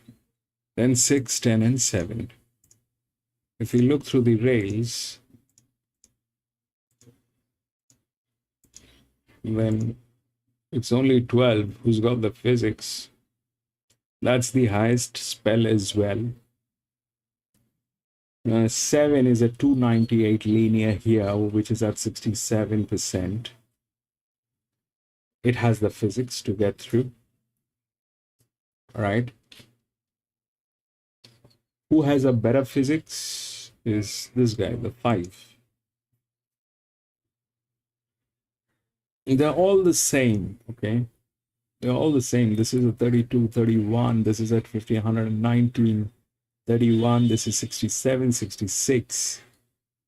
But if we look at here, this one has, this is the second linear. And this got better physics. So this thing is a benchmark 64. Now let's understand what's going on. So there are horses with 1 race, 2 race, and there's a huge amount of pressure which is there on those. So 12 is good, okay? 12 has the rails, 12 has everything. It is the highest spell at 33. That's okay.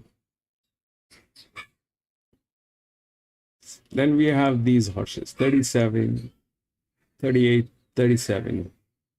So if we look at these two horses, what's going on and what is the difference? So the 6 is the favorite. The 6 is the second favorite, I think. So 6 is a 37 at 18, and 2 is a 38 with 18 as well. This has one of the best jocks. They're all neutrals. They are all neutrals. This guy has a better jock. So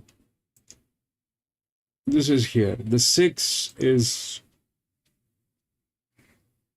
with the 6 is here. The 6 also is a neutral. They're tailing gates. This is a little far. Okay. Then they have the 10, which is a 36 by 28. Beautiful hand. And that's the largest inner drift. That's at 28, which is a 36. So this thing doesn't need the rails. This thing can go from anywhere. This thing can go from, when it becomes a drift and not the power play, this thing can go from anywhere. It is normal physics. If you have a lighter car, you can maneuver it anywhere, anyway. But when you have a heavy car, then it becomes difficult. Like a train needs a track. like it has to be on the track. The train is the heaviest vehicle which cannot run on roads. So that is what 7 is, but it has the physics. So this one is a 36, this one is a 32, then it is all 32, 32, 32. That 5 falls to 31, but it has better physics. This is probably the best idea to go with the favorite. But can it be neutralized? Let's understand that. Can it be neutralized? So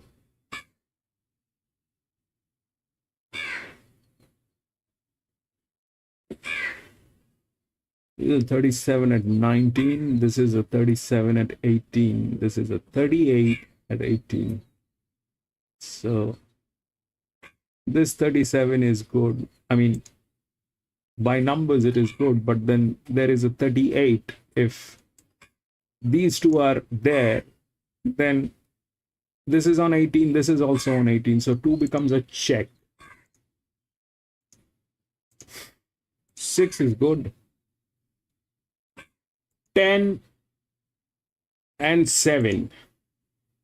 So it is the linear versus the inner drift. And the linear is at 67, which is a 32.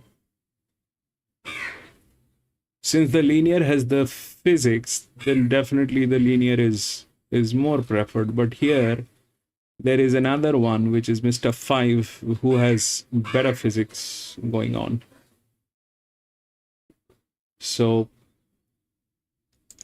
13, 12, even that has physics. So this thing, they can get in, right? They can get in.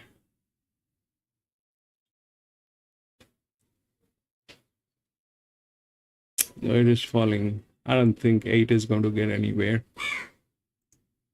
This 32, 31.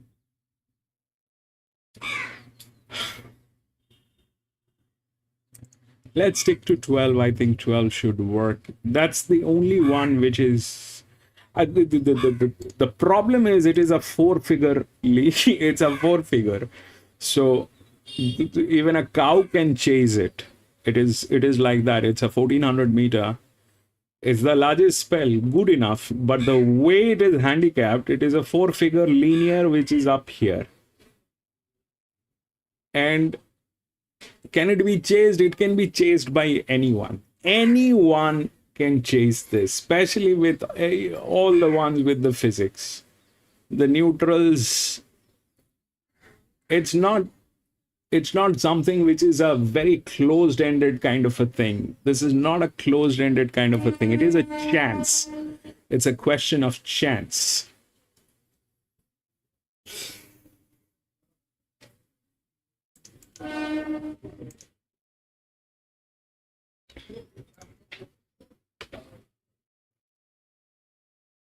Balaclava 5.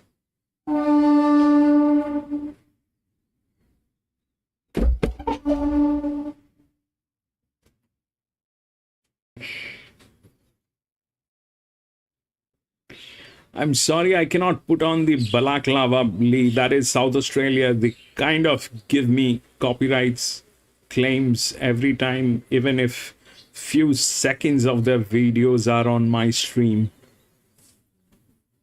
They've been playing very, very differently. They don't like us.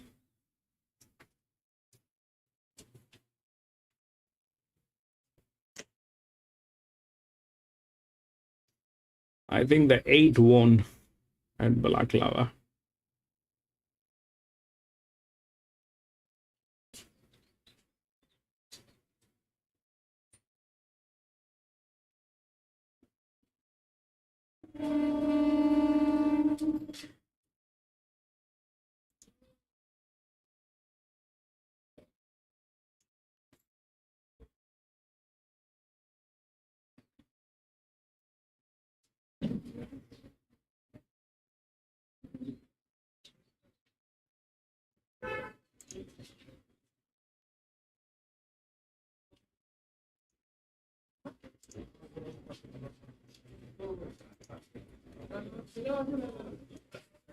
Sandownt, and they said that that's concerned. But it comes back to 64 benchmark, 64. He did have back-to-back price, so he might be able to bounce back. But I have my reservations. Yeah, this horse is lean and fit, has really good muscle definition, has worked in the first course and actually really bright now. Has got a little bit of a mark in the stick. Two is Lario for Danny O'Brien, Jack Miller in the saddle punch, having his third run for the preparation, went to a mile at the Caulfield last start, was kept wide, and got back to the sun. But I thought it was a very good run, and I was sort of out on the limb the whole way. And a very, very forgivable run up to 55, and just once again down in class. And I know 1400 might not necessarily be that preferred trip for this horse, but I can see Barrier running a better price. Yeah, more of a fine bone sort of horse, more elegant, has a little bit more long. Would like to be walking a little bit faster if the horse is quite slow, but it certainly indicates that this horse is ready to go. Nice forward here, feet for three. Three is Amber Star for the week. She is the stuff, don't roll. Punch, had her easily in the saddle. But this guy this afternoon, a winner first up in 58 grade Corolla. What did you make his run in the Harry John race before the last start? I thought there were excuses. I mean, once again, there's a Regis not tempo, probably suited where he settled importance with that. But form trial was good. Slightly race, it's got some upside. $21, I think, is about his right price. But yeah, he has been very consistent. So the right one today shouldn't be too far away. He's a smaller horse, but he's got a bit of strength about him. He's certainly got good muscle definition. He's got a petite little walk there in front, but he looks happy to be here. Four is Keep Thinking, Jason Warren, Ben Mellon in the saddle. One start, one win. Impressive win at Pakenham in a 1400 metre race. Been back to the Sandownt jumpouts. Yeah, look, this is a really interesting runner because when you watch the video of the win, I thought there was a lot of merits in his performance. Two wolves, bold strike, two wolves, bold strike, two wolves, bold strike. But there's 4 wins out of it, so you know, he's still got enough to get that win. I want to watch him with some interest going forward today. Yeah, so Hutchie on type, he certainly looks like a horse that's going to get further than the 1400. He's just a beautiful specimen. He's got a lovely arch in his neck as he walks around. He's behaving quite well for us. So you think, like, well, horse that is 8 weeks between runs with one jump out. You know what? He hasn't put on too much condition. So I would say that he's probably in a first up condition in terms of fitness. 2 Wolves, top goal from go, 1 for Anthony and Sam Friedman. Another Yellowfoot who's had 1 start for 1 win over 1400 metres. He's got 1 win. Price about a nice win for this horse. Mentioned the time, horse and kicked in. 2 Wolves ran really good time, started in the market, had a beautiful run through the race.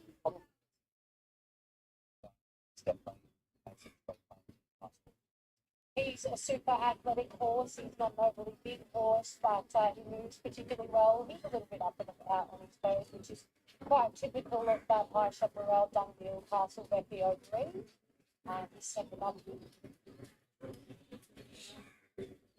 Started favourite at 3 of his 4 career starts. He was beaten with a $3.20 chance last start at Cranberry. Horse one race never running since ran 4th in the Silver Bowl final. Running at Benford today, $5 getting out to 420 with the feed. But look, I thought it was short enough. It was definitely alongside of his name. Sure. He'll have to be on speed and then get his opportunity. I thought he was short enough for the market. Bolt strike, well, he's a bit more of a short coupled, short back sort of type. Max in terms of his frame, but he's doing everything right.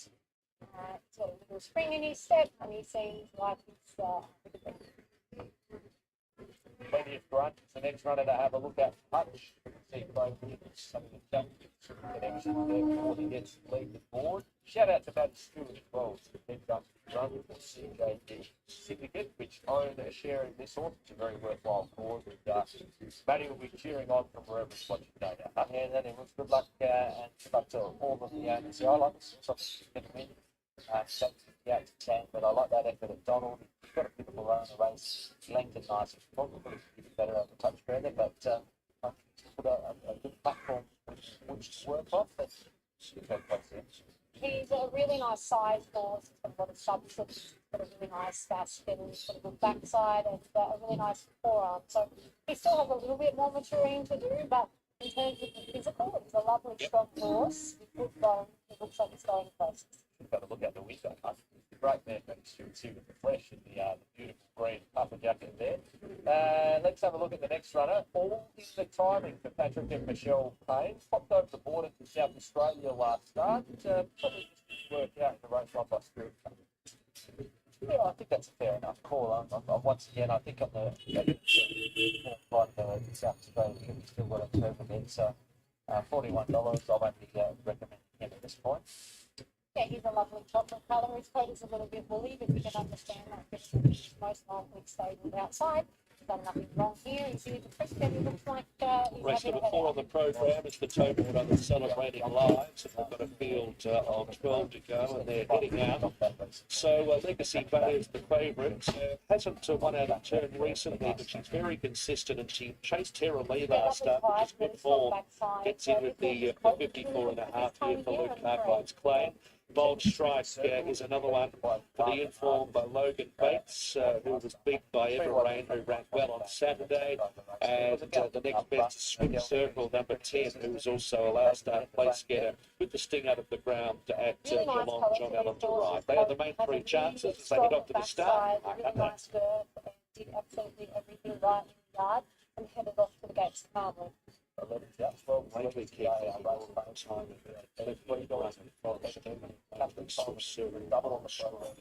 Bold Strike, Bold Strike, Bold Strike, and also two wolves, Legacy. And Serpent Bird, and Serpent Bird, and Serpent Bird.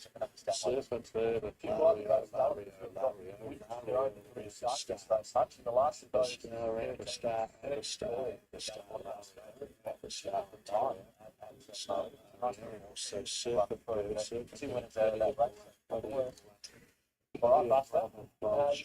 Bold Strike, and Wakely.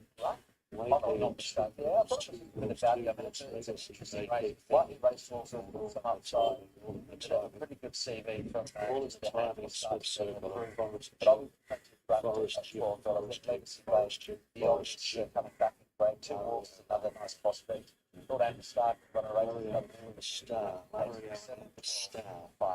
Mario and Surfer Bird and the Star, also plenty of runs, plenty of runs, and also Wakely and Bold Strike. Look, this horse is 8 weeks between runs, but to me, it's like this also horse thinking is quite well. on 2 He presents really like the first up horse. I think Legacy that's Bay, totally one Legacy to Bay, go. So I'm going with Swift the Circle. other horse that I'm going to see is Two Wolves. Two Wolves looks like a beautiful type. It's prancing around the yard. Typical of the Castle Vecchios, but it looks in great order and moving particularly well.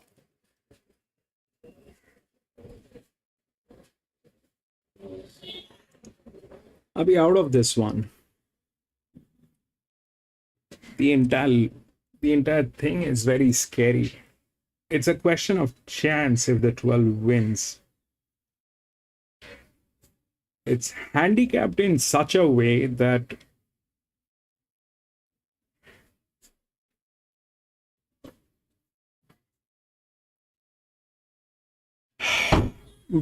Lee, I'm going to step out of this one. I don't like this. See, I'll tell you, I mean, I explained why I don't like it is because, you know, the 12 is the favorite, okay? It is the largest spell.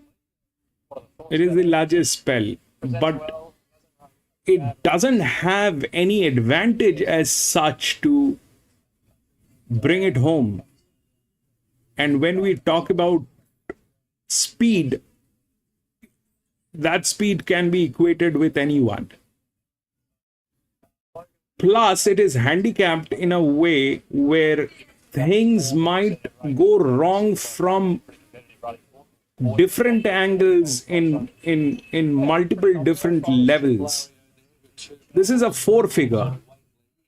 Then we have these ghosts we don't, you know, which are running neutral.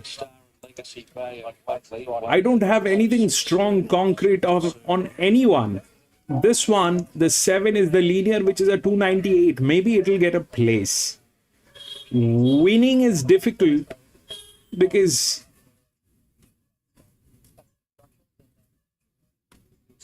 of how it is being laid, winning is difficult. The 5 has better physics. The 5 might get in 2. I don't trust that spell. I don't trust this handicapping. This has the perfect recipe of something bad. The 2 is again a chance. Lee, I will not advise to get into this. It's a benchmark 64. All of them are 3-year-old fillies, gildings. All that is happening. And not that there is something concrete. There's nothing concrete. Getting set 2 ball is the first one forward. There's nothing concrete on this. The 12 is a question of chance. It's the favorite. If that happens, that happens. But I don't like the way it is.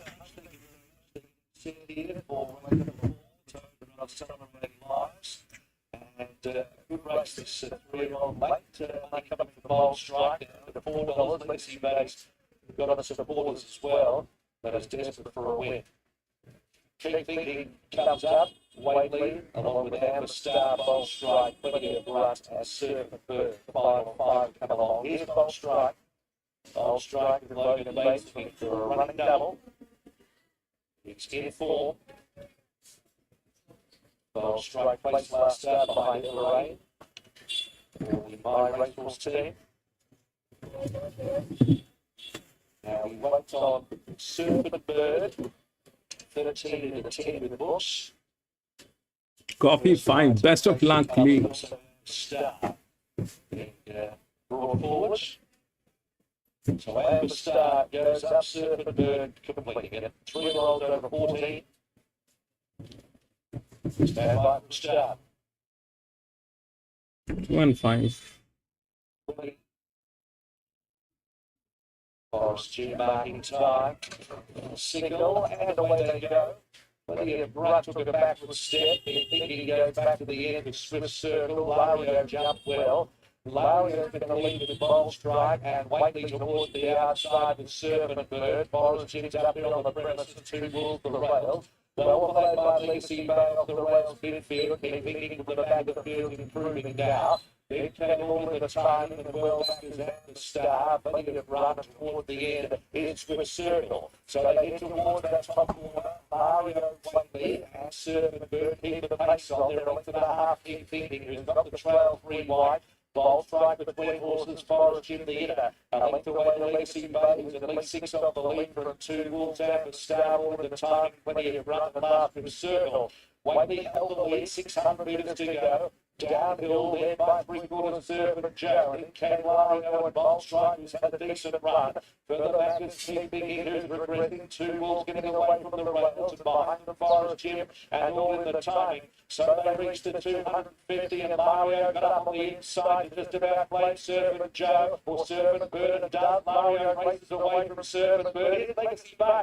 Legacy Bay down the outside of Bowl Strike. It's Lario the 100. Legacy Bay's got it. Legacy Bay in the middle of the track goes through it. 12. 2 will get in. 2. 2 got in, baby. 2 got in. Star, and then came Serpent Bird. Again, the field into Keith's thinking, and then Swift Circle, Forest Gem, Waitley, and at the back, plenty of Rush. Legacy Bay, the winner, at 320 and 160. Legacy Bay. Number 12, Luke Cartwright for Peter Moody and Catherine Coleman. Second winner deserved to win too. She'd been doing a good job chasing a terribly last start. Was terribly nice, brilliant before that. Wasn't being too far by So You Will, but Legacy Bay Day. Sattersfield, given it.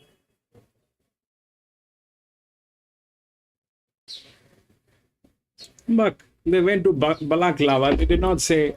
To the last start behind behind it. They did not give us the results. Lee, do you have the results?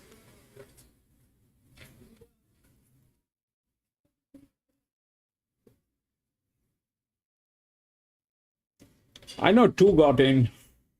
12 and 2 they said. But then what?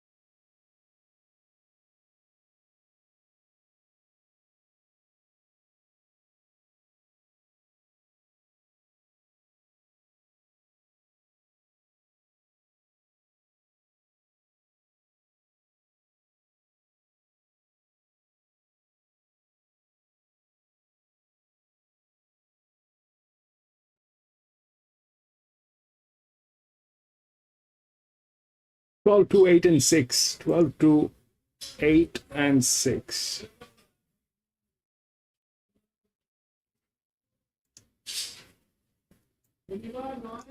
So what happened is, man, that 8 got through. 12 to then 8, which is here.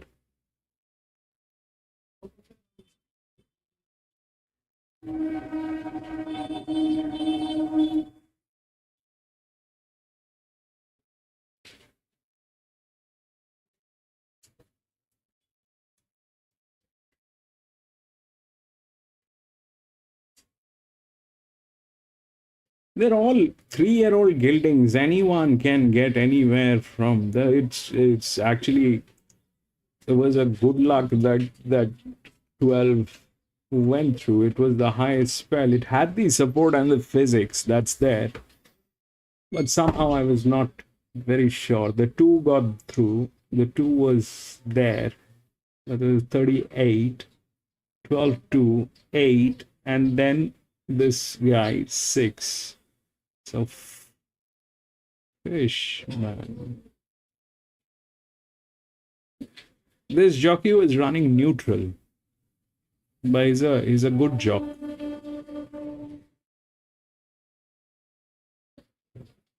So this was okay, this was not, but still got through.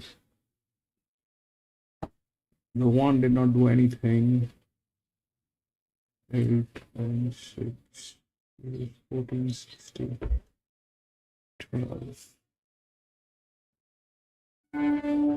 So they were not able to carry that pressure. That's as simple as that. 67%. It just did not work on a 1400 meter. It just did not.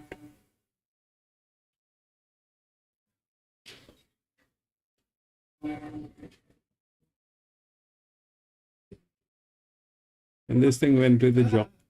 This was a super long shot. This was a super long shot. I think 8 had. It tailed. That monkey tailed. Man.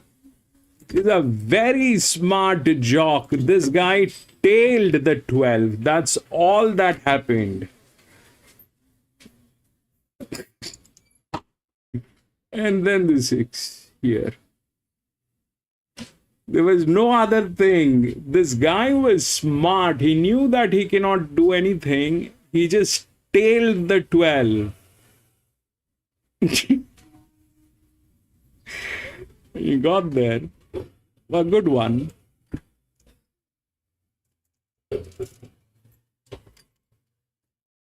We go to the next 5. 5, 7, 8, 13, 14, 17.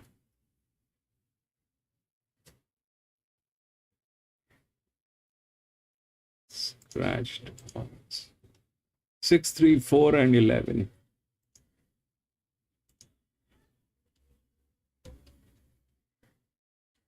Six is the favorite.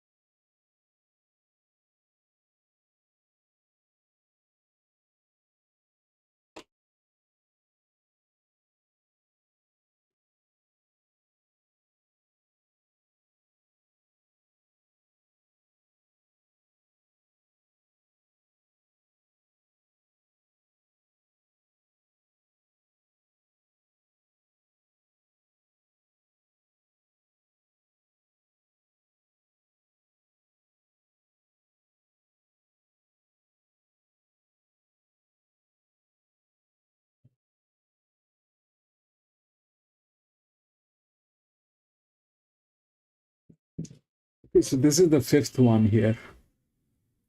If you look through the odds, it's 6, 3, 4, and 11. 6, 3, 4, and 11.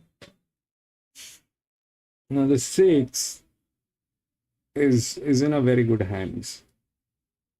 Okay, that's the first thing. Now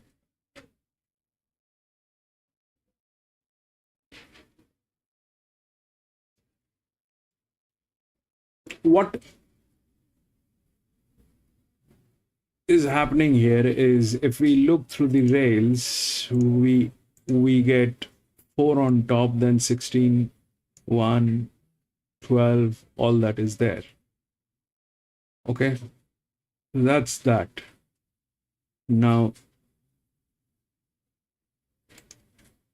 if this is a 31, then we have another 31 with the same pressure. Okay, Now the difference, they have the same pressure, but the 12 has torque. I think it is the same torque. Yes, sorry. It's the same torque. So these are two identical horses, the 6 and the 12. What is the difference? The difference is 6 is with physics and this thing is with rails. This thing is from gate number 1 and that is from gate number 6. They're two identical horses. There's no difference between these two horses. But this one has a better jockey. So that's okay. So that 12 is nullified. This is okay. Then we have the 4, which is up here. And those two are 41s, 4 and 16.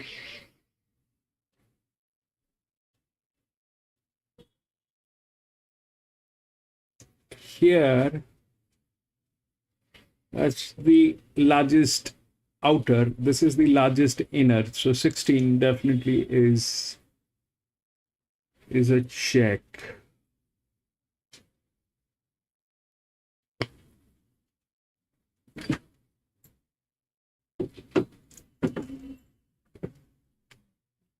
$16 is a check. And this EW, which is here, is with the highest advantage, but that's a 33. So one thing that we have learned is if this is not the highest spell, this thing probably is not going to work. It has to have the highest spell. But having said that, it is here, it is with the largest advantage. All right.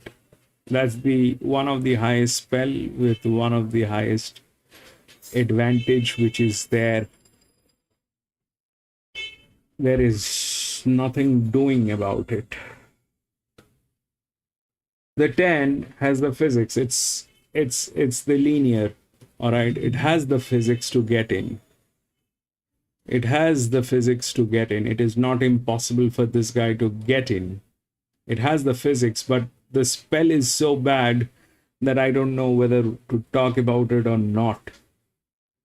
Bottom line, 6 is good.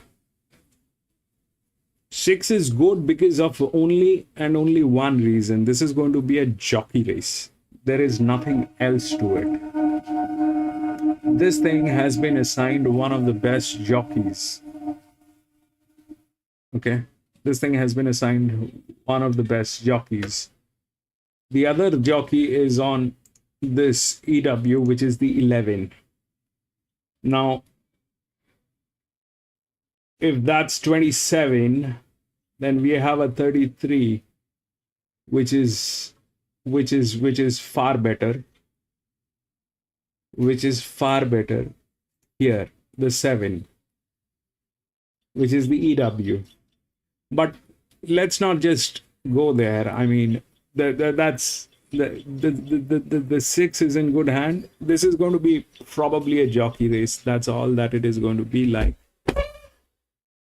And the 3, 50, 59, this doesn't have anything. How will that work? I don't know. That's where these guys, they come in. So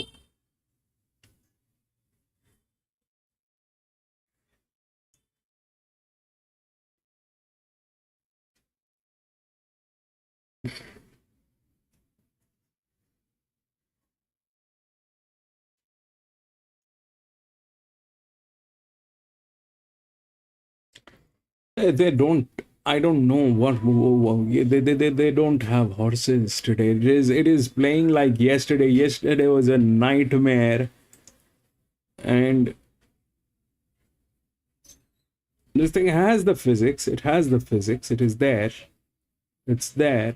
The game is on. But will it win? That's a brilliant question, because if that's 31 with 41 on a 1200, which is okay, then the two of the spell horses here are with much lesser pressure, especially the 4, because the 4 has been to league races and it actually has won group 1 race and set to be as neutral. This thing will run like nobody's business. This thing doesn't even need the rails. It's a neutral. Now, do we have a good jockey on this? No.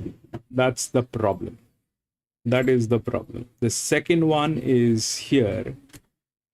This 16 is a major check. Why? Because this is also a spell. It has the pressure on, plus it has a dedicated jockey.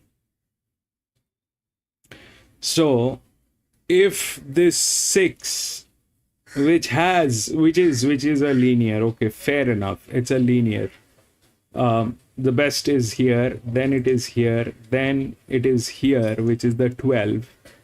Then it is this one. They're talking about the 4th linear here. This is the 4th linear in terms of all that is happening.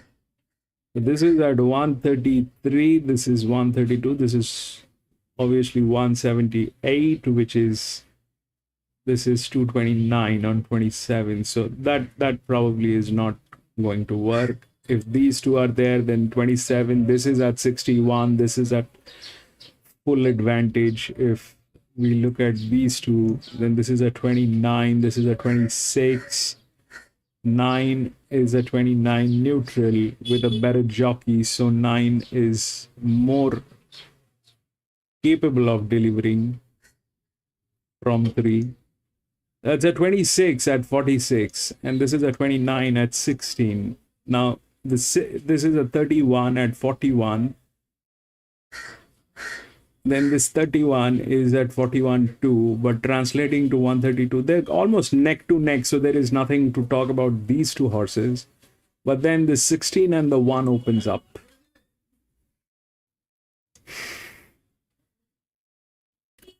Four is definitely a threat. 4 is definitely a threat. The problem is the management and the jockey. All right. The problem is the management and the jockey. It's not that the 16 has a great jockey, but it is a dedicated jockey. So the jockey on 16 is very much aware of what that horse can deliver and where to press the button. They also are one of the best teams which is there. So bottom line, the 6 is the favorite. People think 6 is going to win. But if it actually gets down to racing, there's a 10% difference between these two horses, which is not, which is not small difference. It's a huge difference. And there is approximately 20% difference in the pressure point with 4 and 6.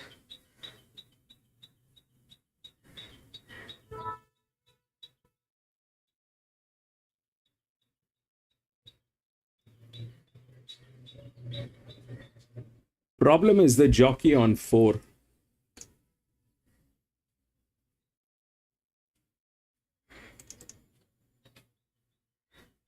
PC, welcome back, PC.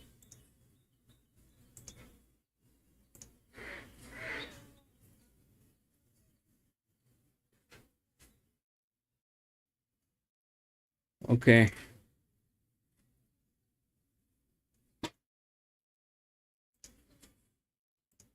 PC 2 wins sand. 2. What is 2? Yeah, that 2. That's a 29. That is there. That is also there. That's a 29. 30, 16, 16. 2.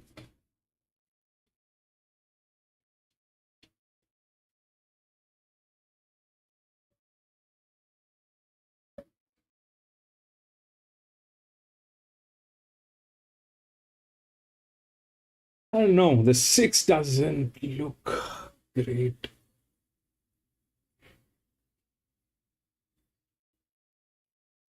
I mean, this is something that I've kind of, this is a, what is that thing called? Like, resolution.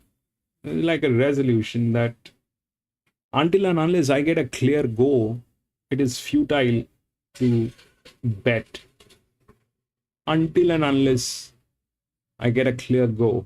Rest is all probabilities, chances, may happen, might happen, not happen.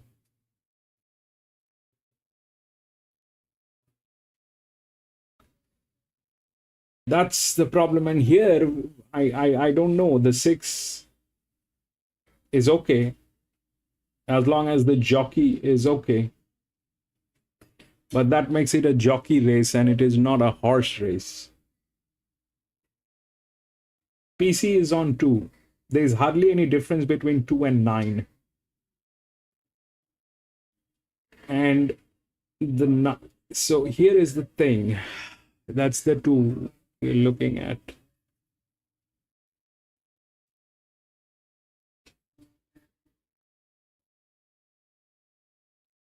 So she's got a really nice bright eye.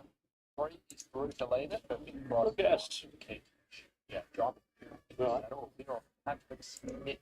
So there is hardly any difference between 2 and 9.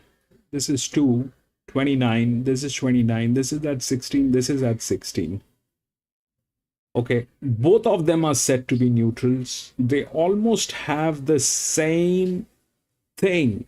However, the 9 has better management, 66 by negative 21. That's a little better management. The 2 on the other side is okay. That's a 29. We have a pressure going on this. Here, we don't have that pressure on this 29. The 2 has a pressure. This one has been set relaxed. Okay. This is pressure. This is not pressure. So that's what the 2 is. That's 29. So if we have to take one of the 29s, the one with the pressure, it has been to a league race, but will that win? Again, that's a big question. I don't know.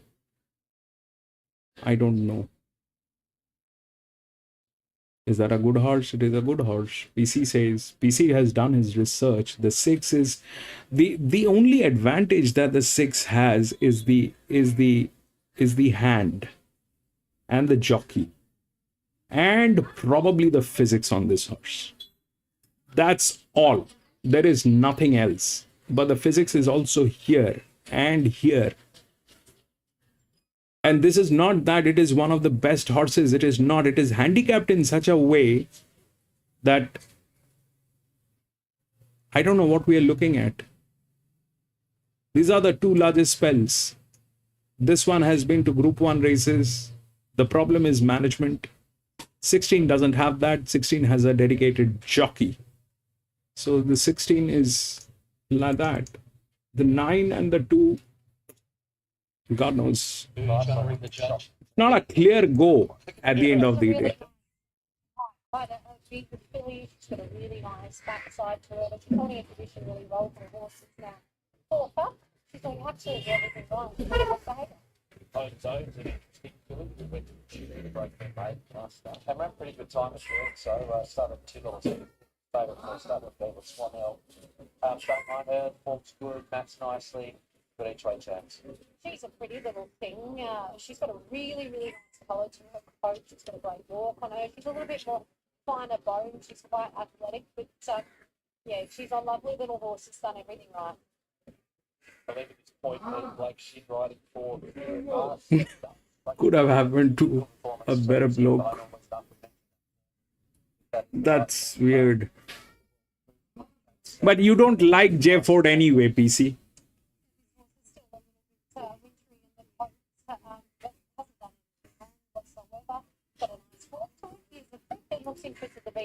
He's a champion. 3-year-old runs Flemington a couple of weeks ago. Won the North. Yeah, bet nine of that. That's actually the number one. Couldn't have happened to a better bloke. Okay, I read it like could have happened to a better bloke. Sorry about that. He's a champion of slaughtering horses. She was a perfect strength for Brado. She was marching along there trying to get the bit just before the jockey got on. The jockey got a little bit up and about as it headed out, but nothing wrong. 15 is what you will. Second up, it's probably excusable, but no, this is a deep enough race to try and delve too deep.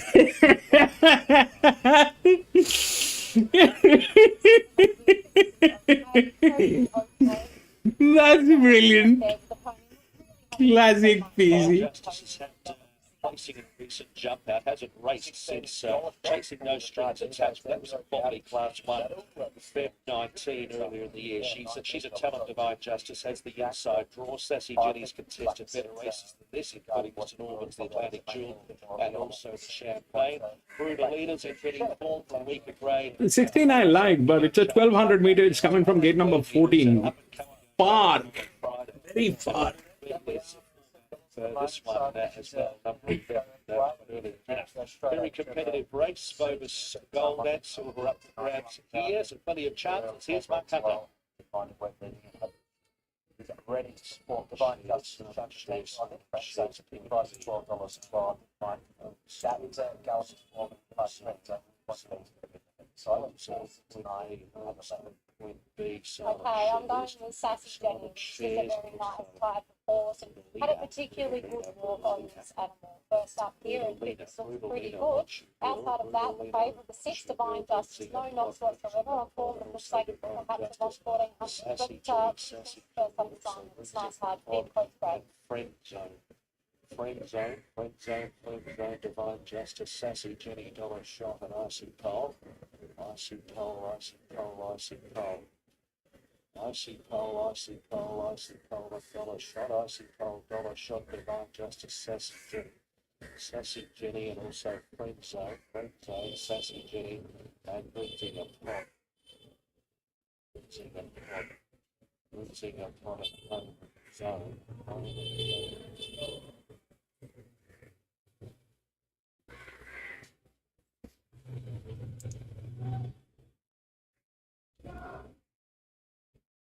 I go with the 16 coffee. I mean, there's nothing else. It's not a clear go. Thank you, Clint. It's not a clear go.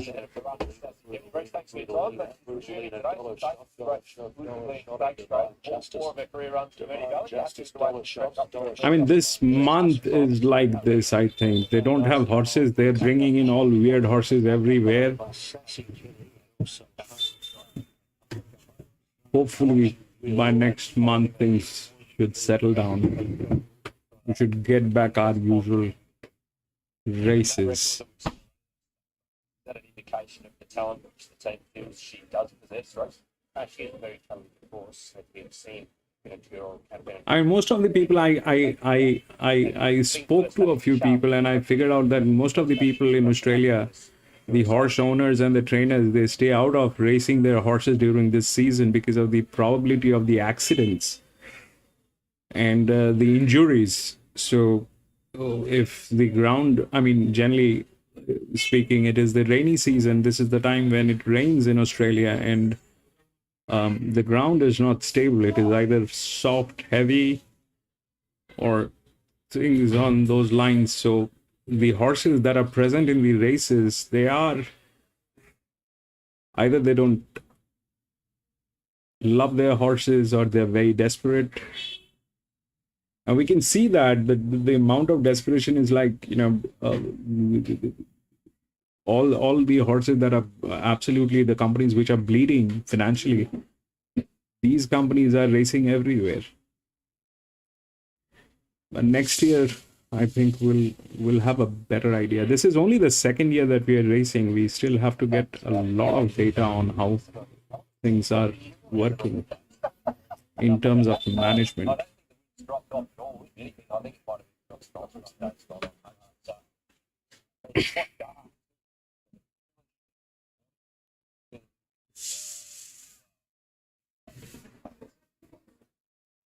looks to be a big filling with it floating around it. So I'm not sure whether it did anything, but it looks, I've been here before. I've been here before, no, so I don't want to throw it. I think it's fine. Yeah. I think let's go. I mean, going with 16 is a way too much thing. I'll go with, since PC has done the research, I'll go with 2. Let's go with 2. PC, I'm on with you.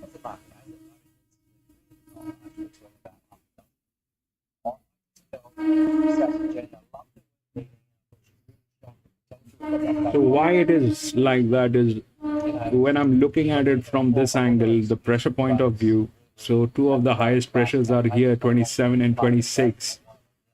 They are the 2 linears. Then it is these 12 and 6, 31s, 31s. Then the 2 comes in with 15, which is a neutral. Let's go, PC. 2. I must say, to me, she's carrying a bit of weight as I liked her as well, Sassy Jenny, but it's a very different race display as they move into the stalls. Getting sets, there's Sassy Jenny, joined in with Brutal Leader, also point B, Watching Bill is about to come forward, Dollar Shy, Icy Pole, Home Zone, and Friends to take their place. So it is $4.50, the top favourites, Divine Justice, and then 2 and 16 both win price. The 16 is I think the 16 is good. The 16 has a dedicated jockey that doesn't fail. I mean, that is something that generally doesn't fail. The 16 is also good.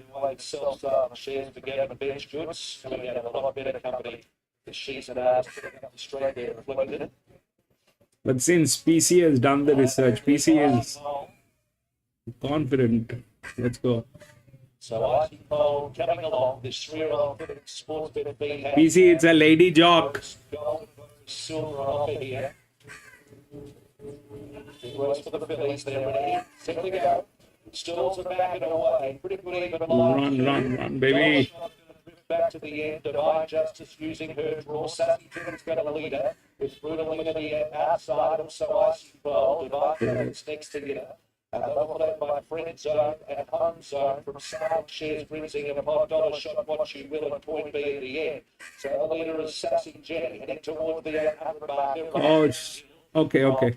Second, Divine Justice third, the inside going hard as they run into the wind. Icy Pole Dealer, followed next in between horses by Friend Zone, then Home Zone brings in a pot on the lid, then Sandownt Shares what you will. Well back $1 shot, so 2 will. B. So time 2 has pressure, so 2 will run. 2 has pressure, so 2 will run. It only depends on the spell whether he will be able to carry it. 3 wide. There's the 2. It is okay. 3, 3, 3, 3, 2, 2, 3, 2. See.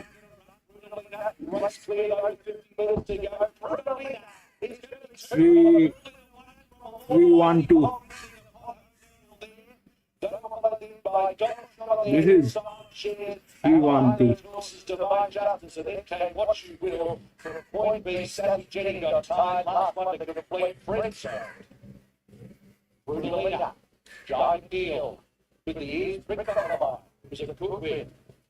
Brutal Leader has won 3 of her past 4, big prize for Michael Kent Jr., the filling by Brutal. 3, 1, 2, 6, I think. Giant Deal in the saddle. In the end, hands and heels was pretty soft. Not bad at all. Second, Rinsing and a Mike Bird, Home Zone 4. Divine Justice and $1 shot. With second, fixed Bunch over the line. Brutal Leader, the winner. Win the number 3 at start 7. But she's done very well indeed. And had to work a little, but has got forward in a race with Second. stacked up to that breeze, the feeling there. And she's really dialed up in the straight all the way. 3, 2, 1, 6. Icy Pole at $5.20. And we have in hot. Should get that 290 plus 321 stand right low numbers. 3217. To the sports benefit, hey, Look. victory jump better than anything else. Wasn't down to a race, wasn't prepared to race Saturday, Jenny, or also the guy Justice early, but a lot of those place getters, Mark, thinking of a high man, snap back for a wide early, they finished right up there. 113.51, so certainly not held to scale with the 1200. 113.51 to complete.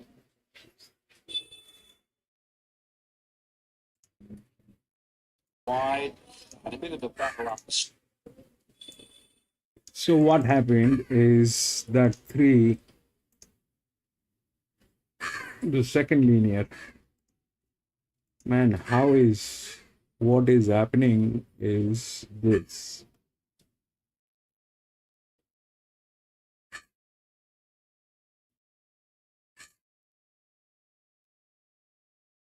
They don't even have a 7. How did they get the 7? There is no 7.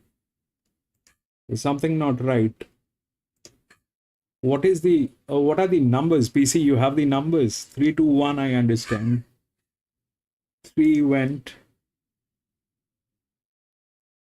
26, 46, 3, 21.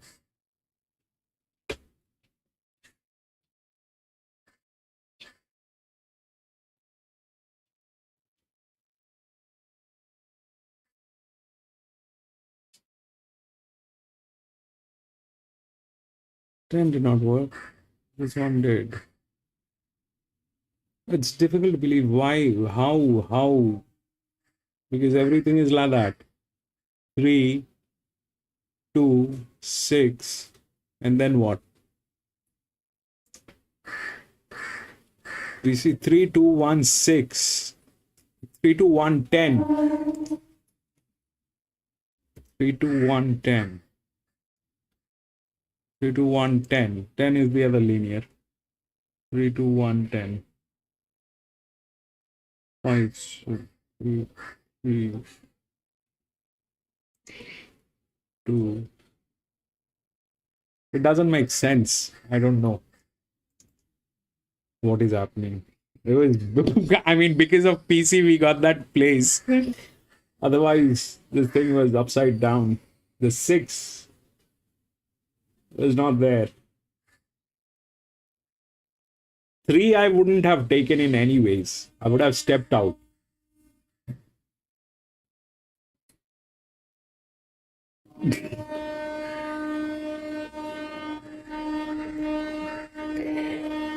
Man, bad. Yeah, I trust that. I mean, PC does his research. I don't know. It's been more than 1.5 years. I think. We are racing. Me, PC. We've been together for last maybe about 1.5 years now. So I know when PC is, when PC sounds confident.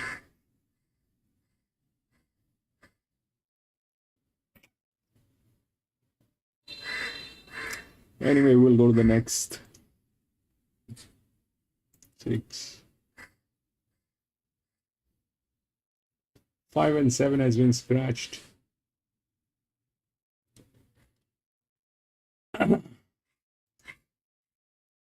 3, 8, 9, and 6.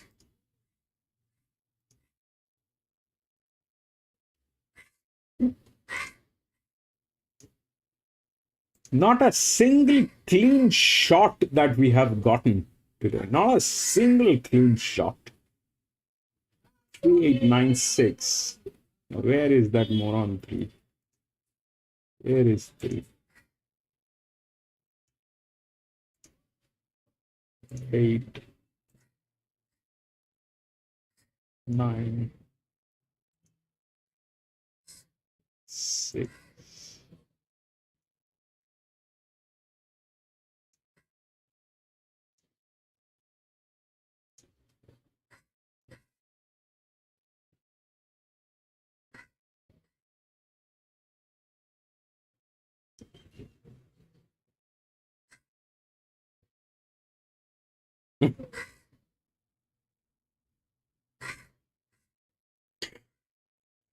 No.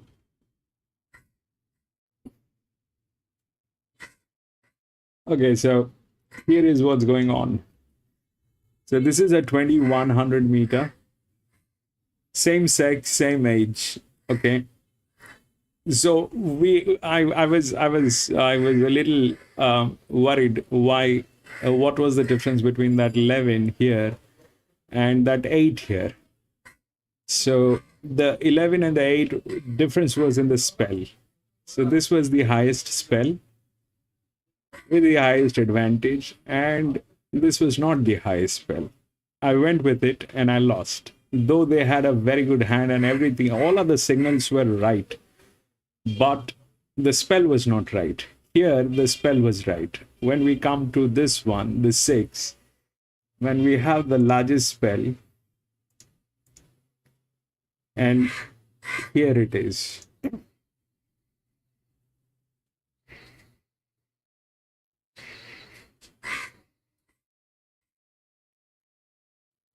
This one is a 6-year-old mare, which is here, but that's a 41.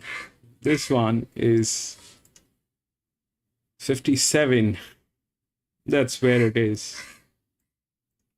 Through the rails. The 3, which is the linear. The third linear. This is the third linear. It is also in a very good hand. This is also in a very good hand. Now the difference. What is the difference? So obviously this horse has more speed and more performance in all that which is there, but the 9 is here, which has the that's the linear. It has the physics.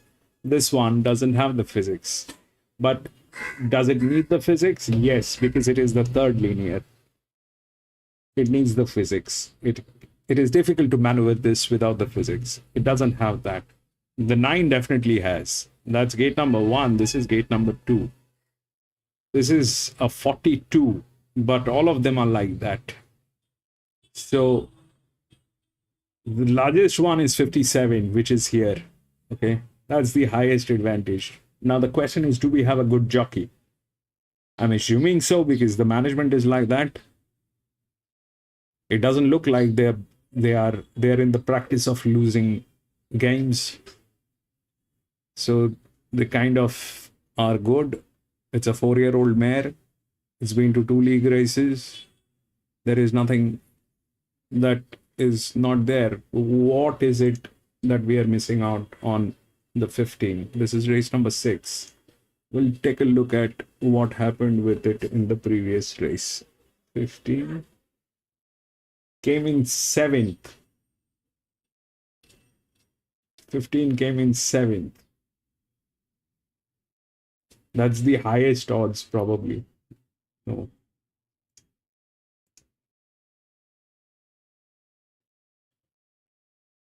Not the highest, but yes, it is 15. Pipe out.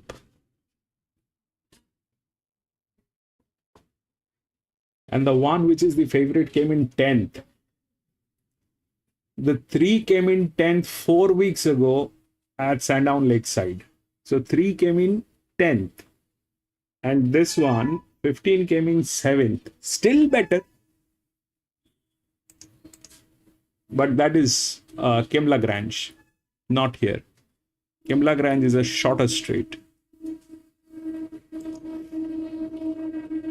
This came in 10th. Why is this even favorite? What are the possibilities that might happen here? Is it 24, 35? Let's say this thing has no performance. Let's say because of the performance, it will die. In that case, what happens? So there's a 51, 50, 50 is a pressure on this. 35, 40, 5. This is 24, 24, 0. So this one will get the advantage.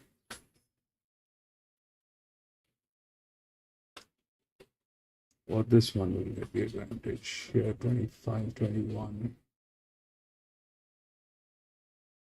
Here it is 5%, here it is no difference. So the larger one will get the advantage. We've been calculating that also. So that's there. Then what? 6, 3 is absurd. I don't know what 3 has got. 6. What is 6? 6 is good. Came in second 5 weeks ago. 6 is good. That's a 46. This is a 40. 10. 9, 10. And 11. So if the 15 loses, then it is probably 8. The 3, I don't know what is there with 3. I don't know. It is 40. But today, those things are getting in. They're all in their 40s. The only top 3s are here, 57, 51, 50. That's that. If the 15 loses because of the performance, I don't think that is the case here, because when it is the same sex, same age, they are almost the same body weight. When it becomes body weight, then it becomes advantage. So that's what I think. 6. 6 is good, but I don't know. I'm going to go with 15.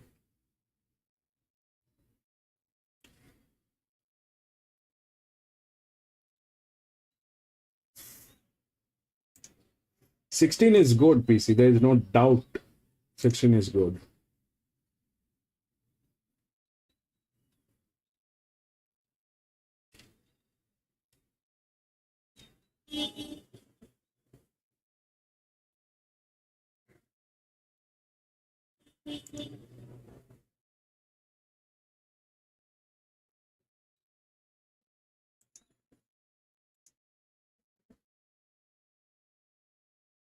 They're racing Balaklava there, so it's going to take some time. Till then, we watch this Canterbury. And I'm going to be back from the washroom in a jiffy.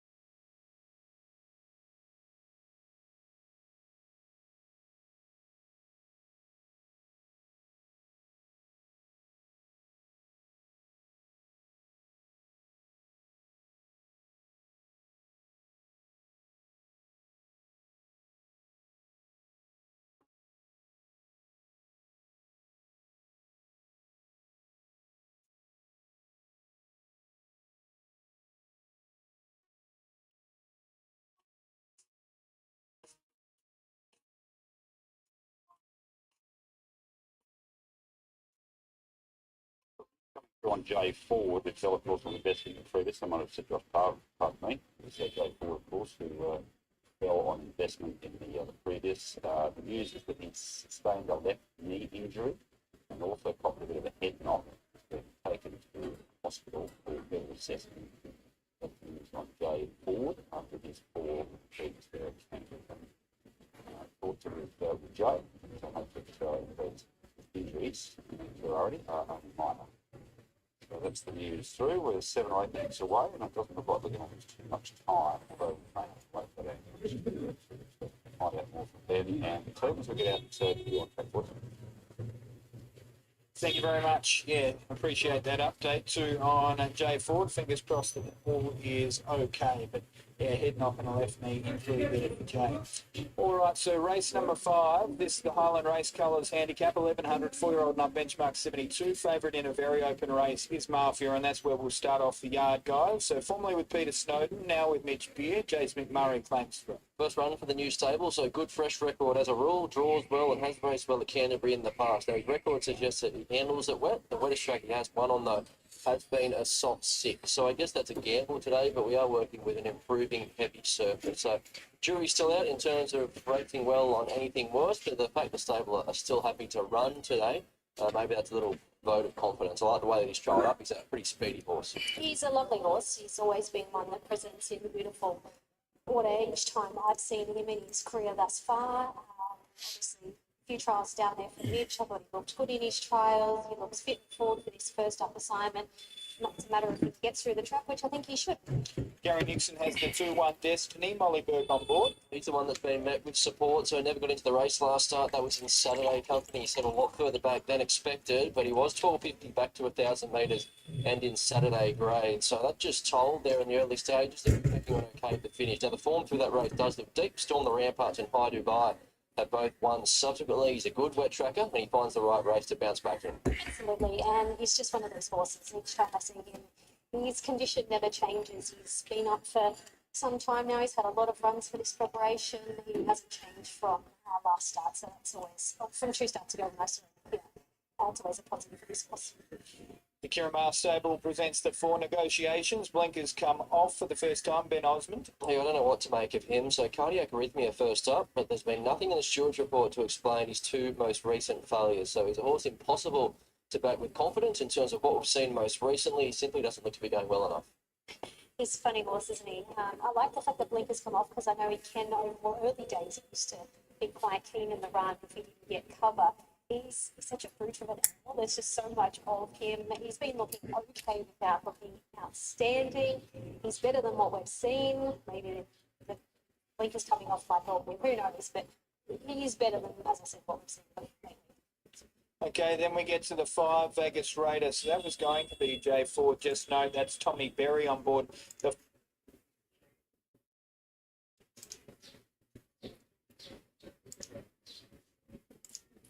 All right, that's our feed.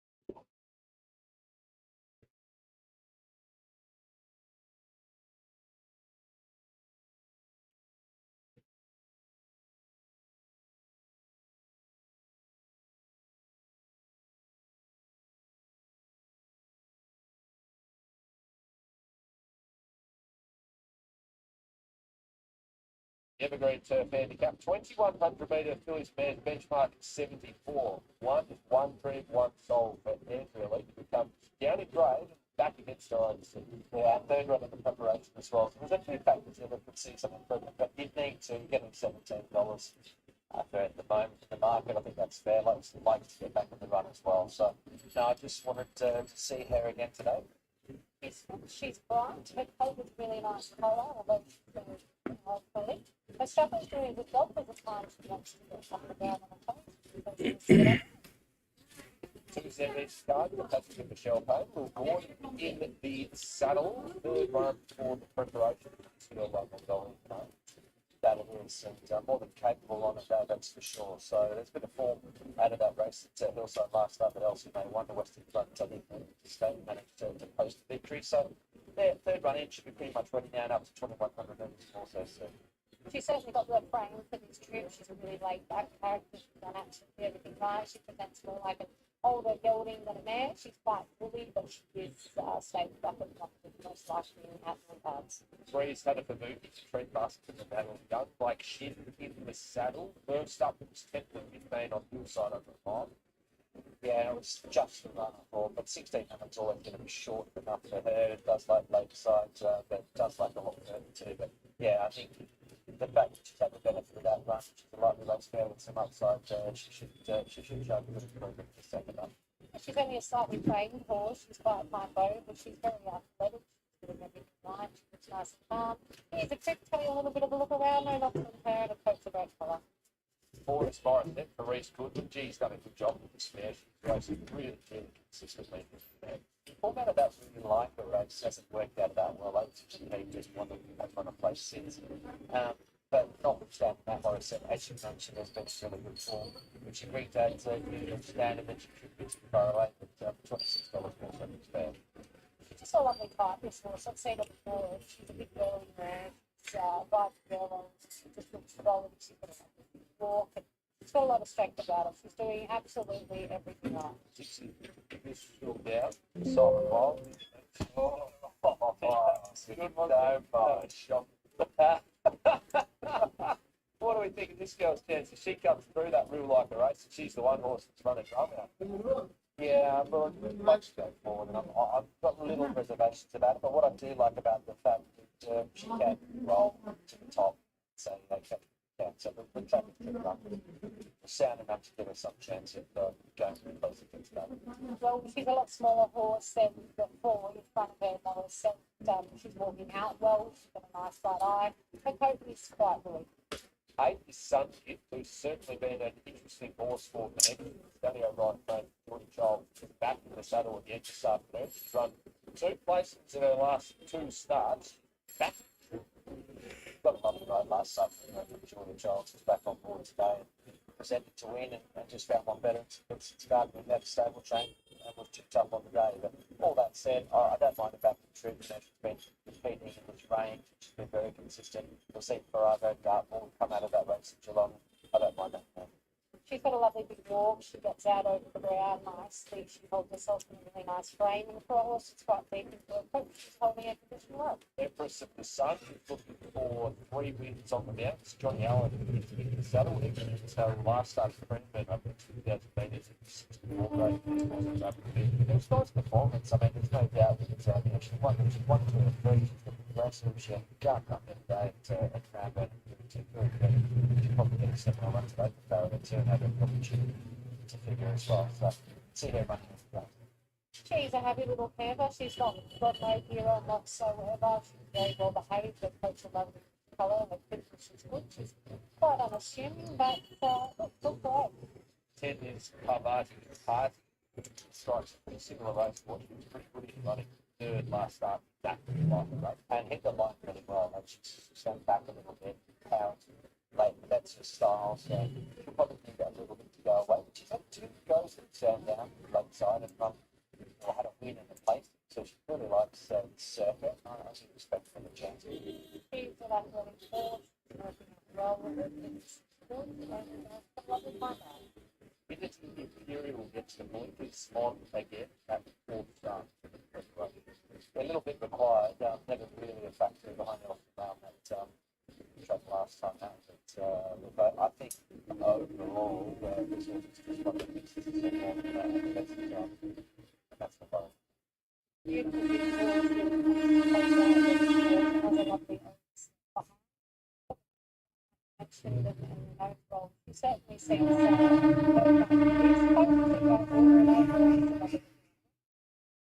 Bill's running a couple of smart ones this red road. Shotlets first up, and back down last start. Yeah, I think we're in the order of pounds in her challenge last start. I don't know if she was in the 8th round. The race shape looked pretty steady as well. So there are a few factors that you could upgrade that effort on. She's 13 in the 10, a markedly respect from her. I think that's fair enough too.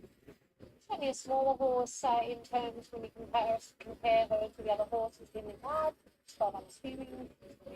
She's just going about her business. She's nice and fit.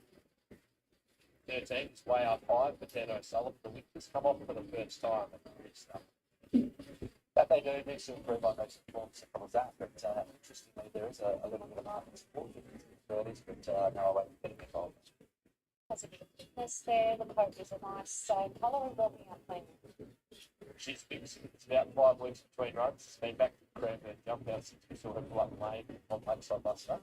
So there was genuine excuse and came once again it's a form of leverage getting up there in the preparation. So that's enough to get so. He's a smaller, pretty light frame. The doc's just about to get on there and it's getting a little bit on the toes. A bit of a spin, but previous to that, she's been pretty good. Let's see how she goes with the rider. 15 is picked up with Mick Kent. The first start for Mick's stable. We saw him have good success with the first start of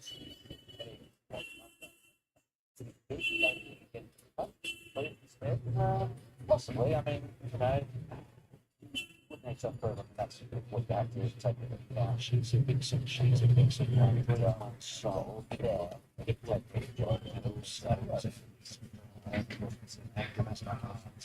Well, the horse itself is a lovely type, and the horse is the first start for you trying to push forward with the coach and something like that with his hand on the chin. The other horse is sort of headed out, and this horse has a battle line, so it's made the ship over to New South Wales. Hitting up race 6, the Evergreen in 5 minutes. It's a little race, 6 or there's over 2100 metres, 5 minutes on the scheduled start. How are you seeing it? I think it's an interesting race. It wasn't easy. I sort of went the way of something, just on people at the back. There's tremendous influence throughout the preparation. He did find it back in trend. And look, these sharps better last start. Back to the day. One was the average souls, such but she's getting back to whistle the last. That's been scores. Way up high. Okay, I'm with the 11 in Infinity Imperial. Of course, wasn't flat on last up. Tight, beautiful horse. Looks like it wants its trip in terms of play. I couldn't follow its yard play, so I'm going with it.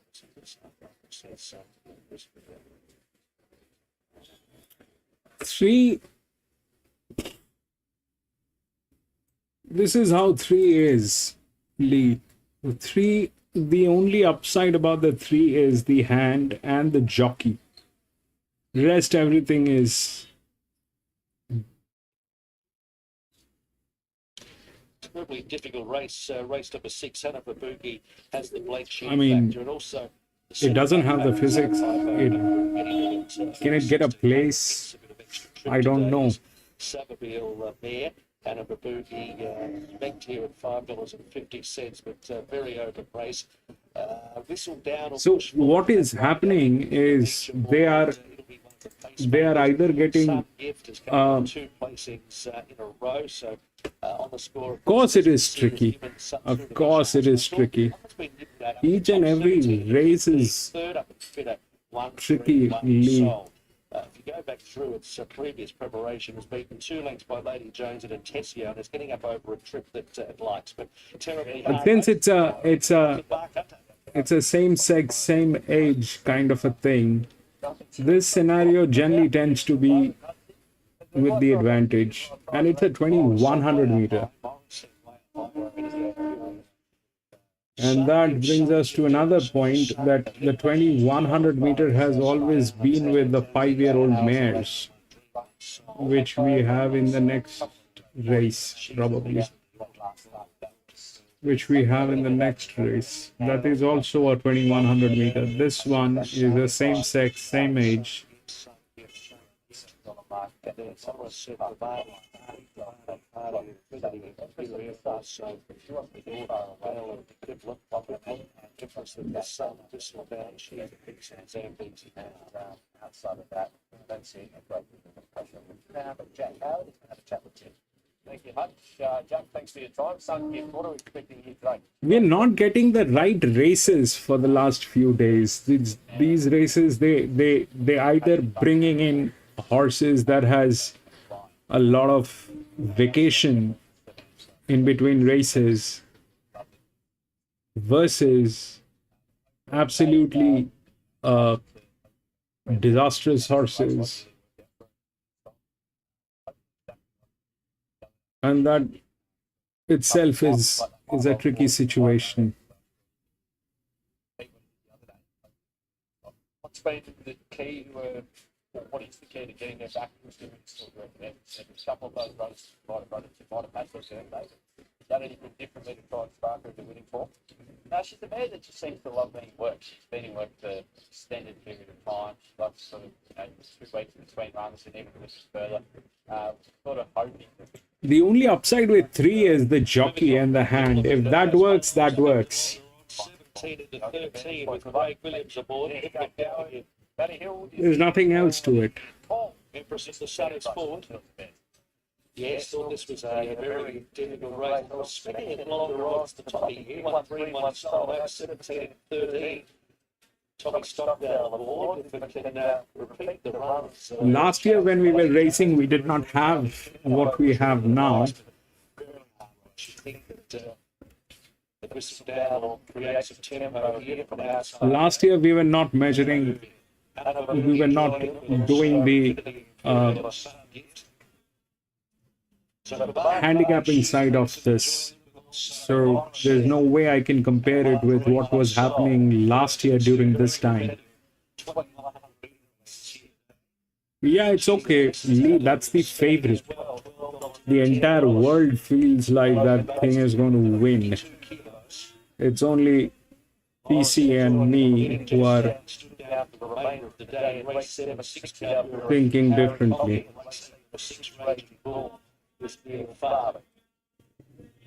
One dream, one soul. There's locked away at 2100. You'll see it. Intended to sun gift. Racing now, the party a touch slow and no boogie or way up high.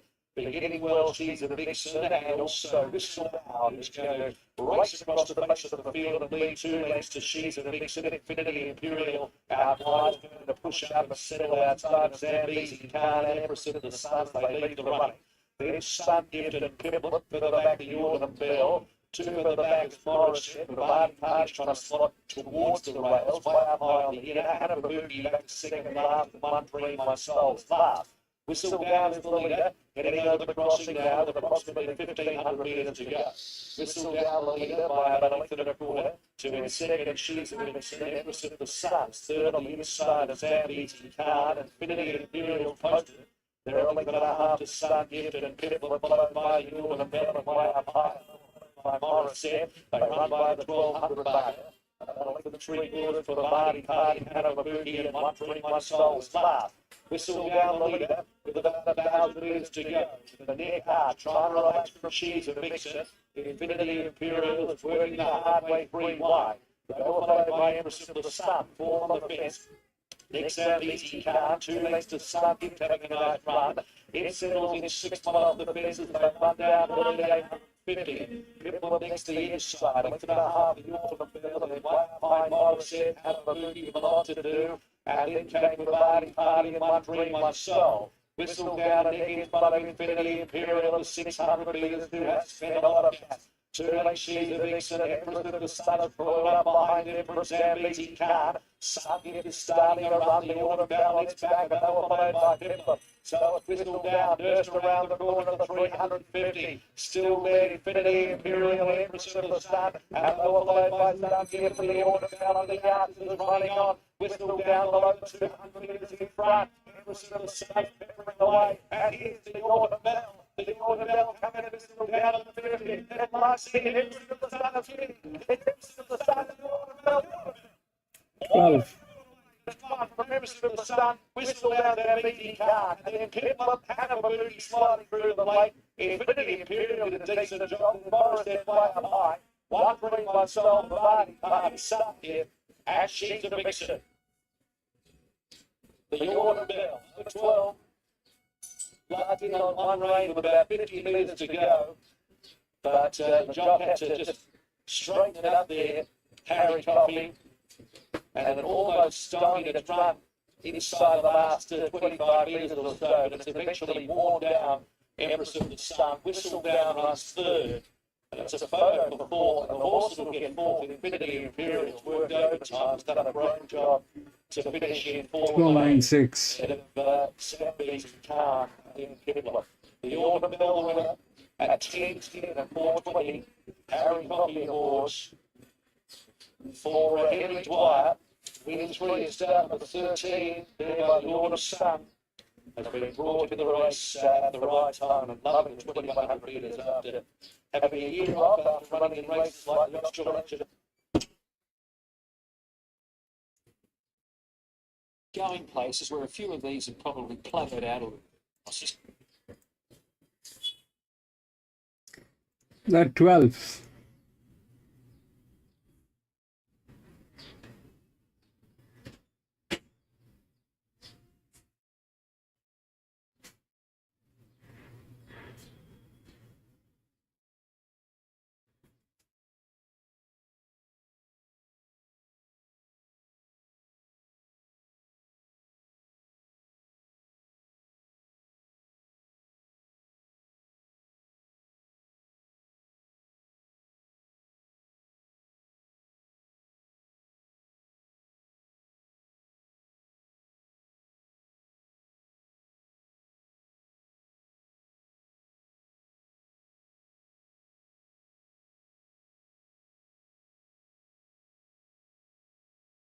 This one had the physics to get in.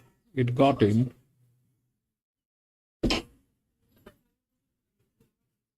So 9.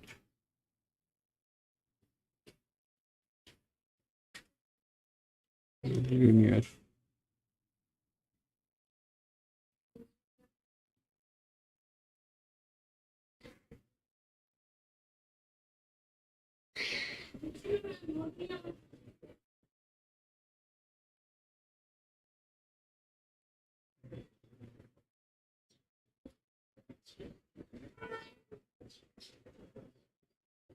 $12.96.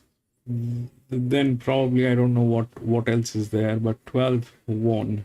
Then 9 and 6, which is here. They played pressure on this, and the 15 did not have the pressure.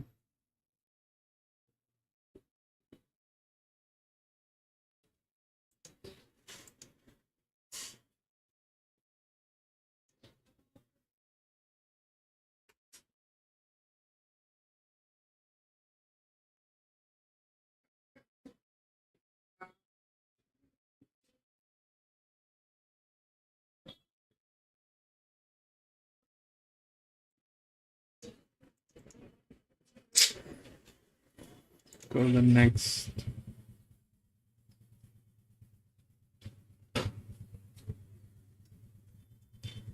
Not a single race which is like clean go. Not a single one. Each of them 1, 2, 7, 9, 14, 15.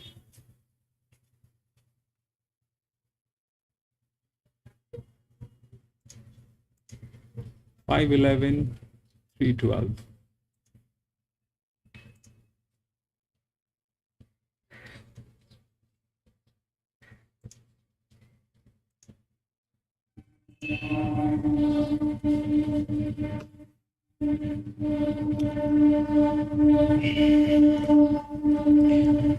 PC, it is the worst time to race. That I have figured out. That is, I mean, ideally, this is the time. Next year, I'll probably go for a vacation. This is the time I'll go for a vacation next year. This is the worst time to race. I've never seen cards like this in Anyway, 5-11, 3-12. Brilliant. 5.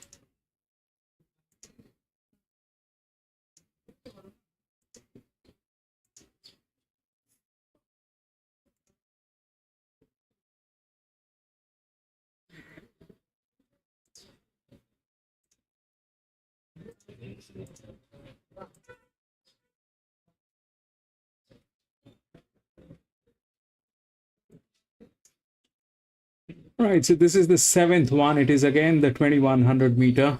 Here they played pressure, okay? And now we are talking. Now we have some good horses up here, and all of them are within the thing.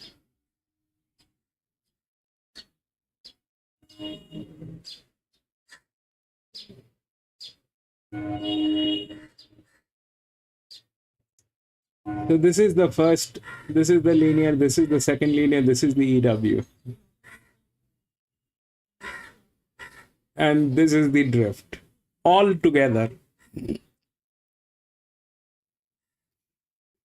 This distance has always been with the 5-year-old mares. This distance has always been with the 5-year-old mares.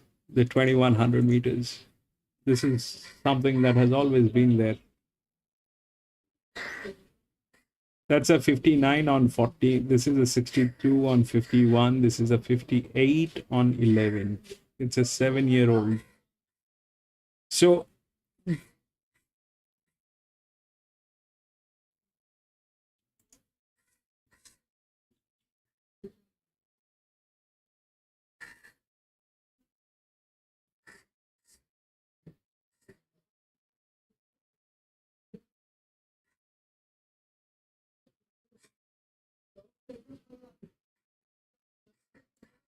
five has the best jockey. That's a very good hand.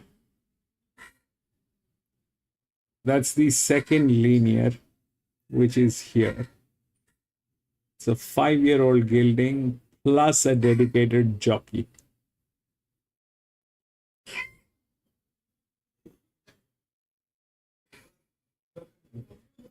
So here, what happened? The advantage did not come into play. The entire thing went to pressure play.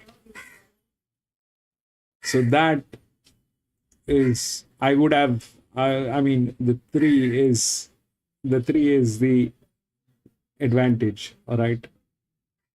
The 3 is the advantage. But here it went through pressure. What this was a different set. It is a benchmark 74. Here we have some good horses that are here.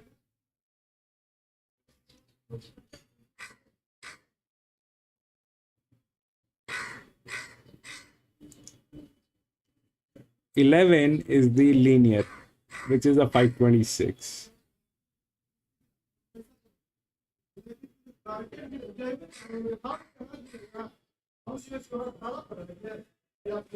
You know what? I think 11 will win this.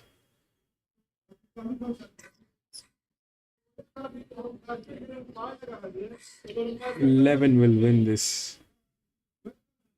62. They'll play pressure on this. This is the problem is the jockey. That jockey is a problem on 11, so that is not happening. This jockey is way better. The 5. The best one is on 12, which is 2. 11, 58. 11. Then we have the zeros here, which are like 55. 12. 55. 10. 50.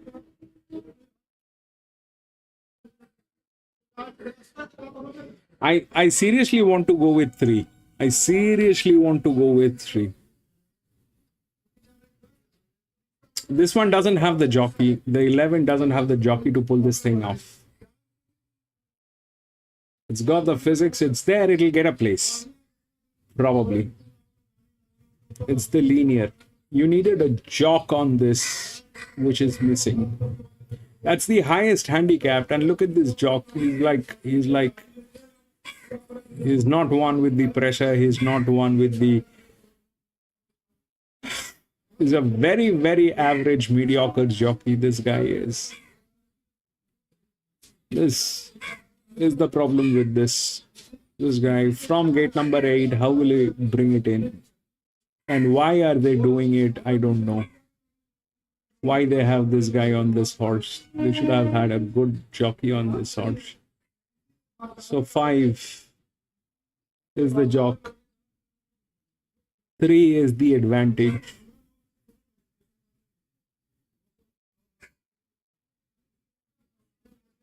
And this is a good horse with a moron jock. And 12 is a 7-year-old. What are we missing? What else can happen? 50, 50, 53, 53, 53, 55, 53. There's another 5-year-old. So if that 2 fails, then this 7. 7, do we have a good job? This is even worse.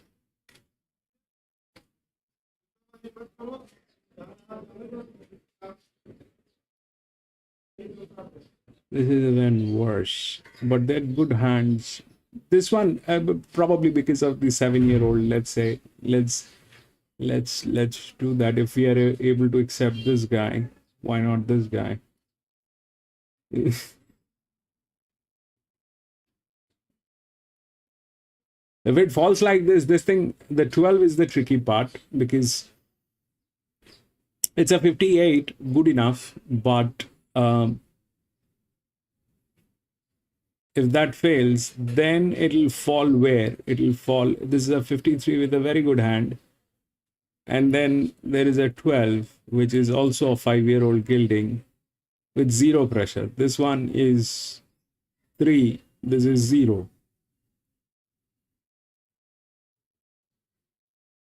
13.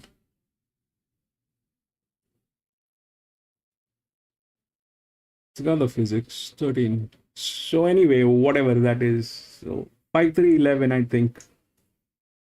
This is how I think it is. There is nothing. I mean, I seriously wanted to go with the 5-year-old mare as a win bet, but it doesn't look like it is going to work that way. There's a very strong jock on this horse, which is a dedicated jock. It's not someone who's just riding. It's a dedicated jock on this 5. This is the second linear within the rails. There is no way this thing is going to foul. This is also within the rails. It'll come in, but the problem is the jock. If that jock was a little good or better, then this thing could have nailed it out. But this doesn't look like that. So they do not come together. They never come together. It is a very rare occasion when this thing happens, that the first and the second linear will come together. That's a very rare occasion. I'm hoping that doesn't happen today. So the 11 will get there. It is not that the 11 is not going to get there. So the 3 is in between. And it is right. The odds are right. 5, 3, 11. It is not 5, 11, 3. 5, 3, 11. Let's try a try.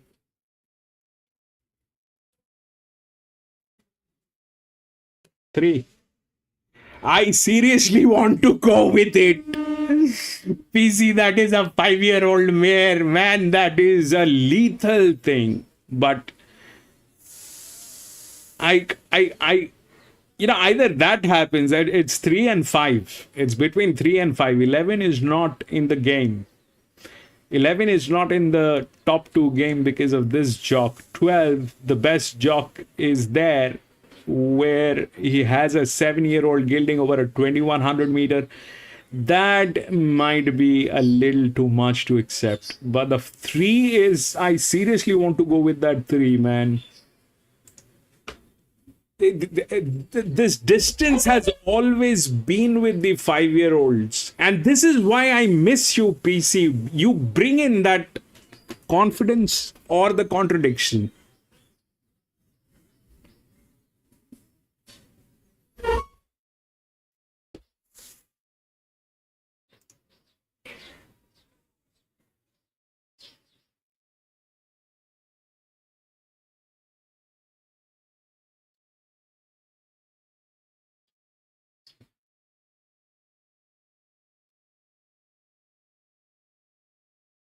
It's got huge advantage, PC. This thing, there are two things: the 2100 and the 2200 meter.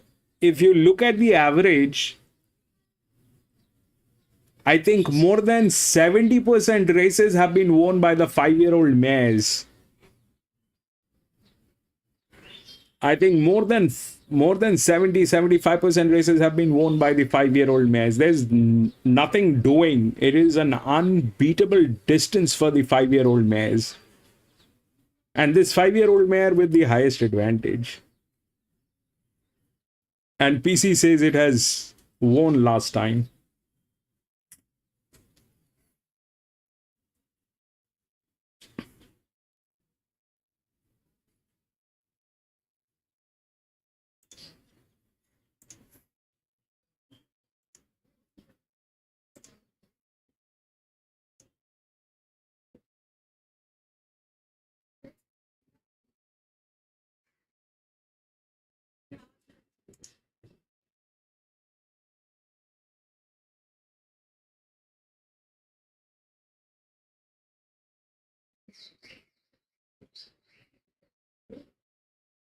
It's probably 5 and 3. It's probably 5 and 3.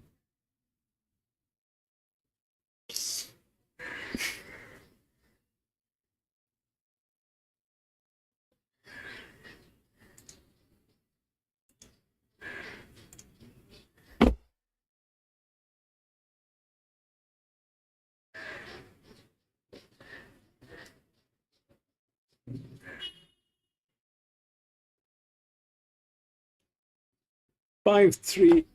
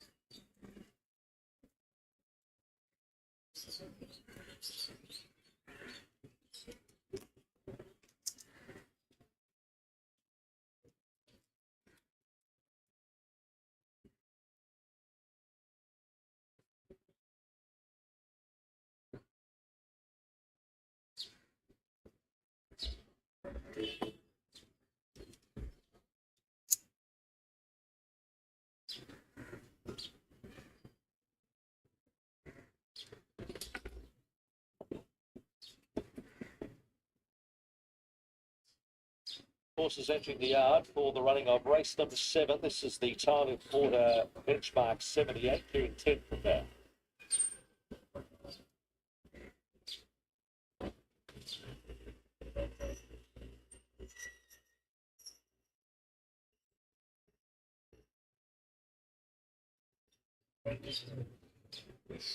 Not about to go with first today.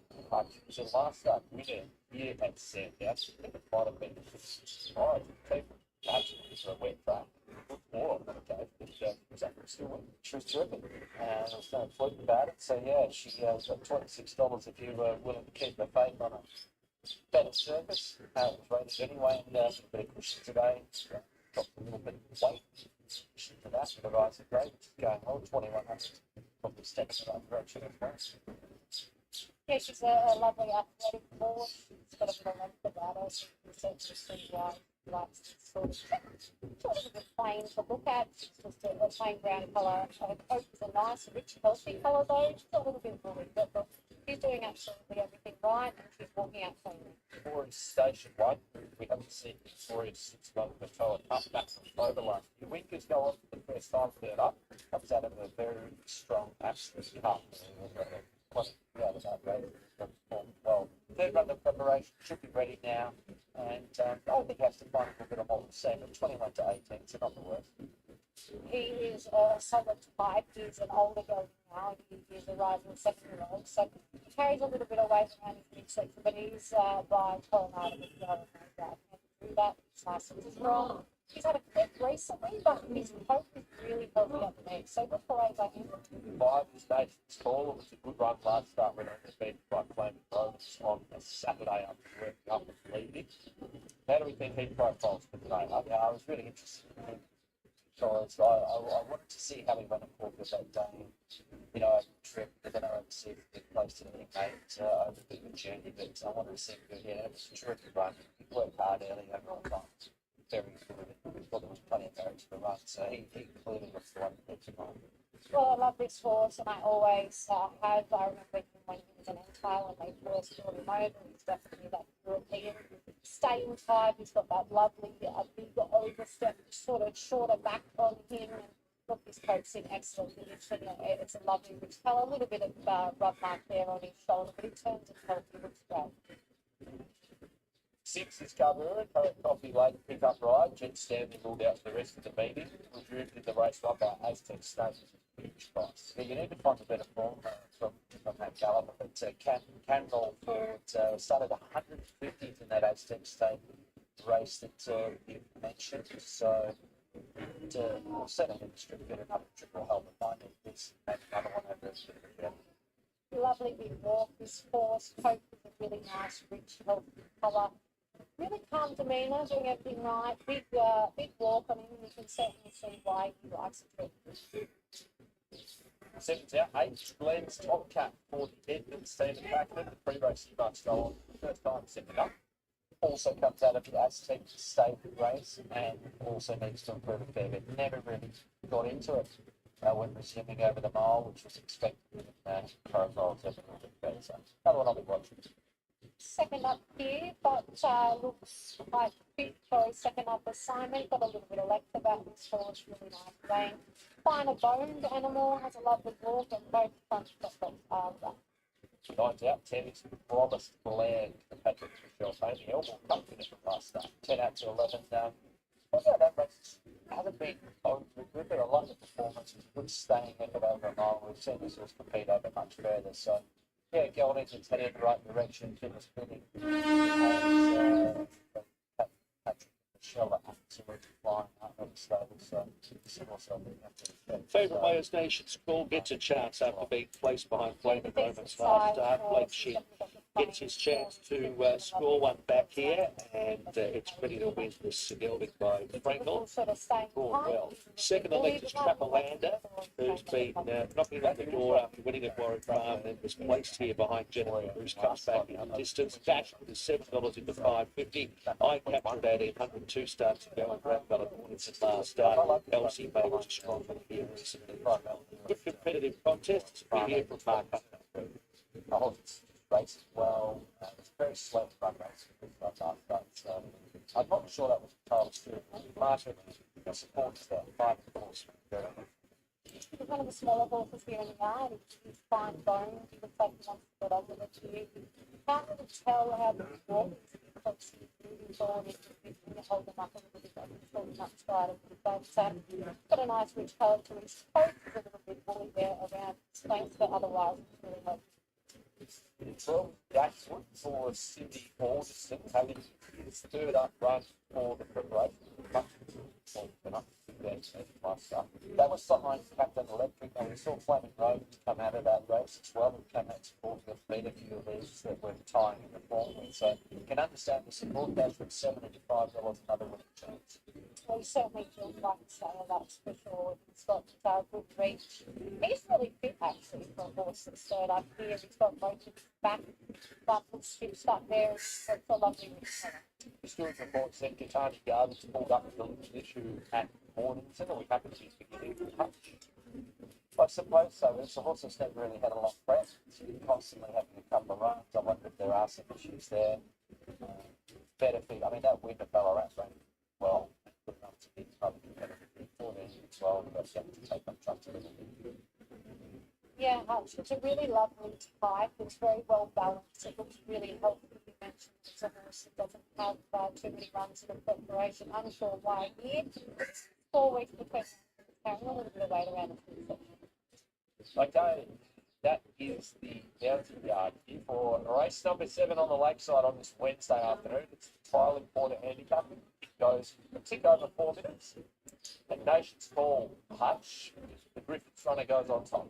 It's easy in the market, so it's been quite sizable drift from the VOP Open, 220 to 310 and 320. So very backable. LC May, Trapolander, Dashwood, I think they're all in the game. 5, 3, 11 and 12, but I think Nation's Call's force of Elsie May and Station I'm with 1. Nation's Call as well, the 5. Getting up race 7, the time at ordering 5. Elsie May, Elsie Nation's Call, Station 1. Well, it's got a beautiful overstep on it, and it's much more focused now as well. So he goes on top for me. So, Station 1, Station 1, Station 1, Station 1 of Glenn's Tomcat, Station 1 Glenn's Tomcat, Promised Land, Nation's Call, Elsie May, Trapolander, Dashwood.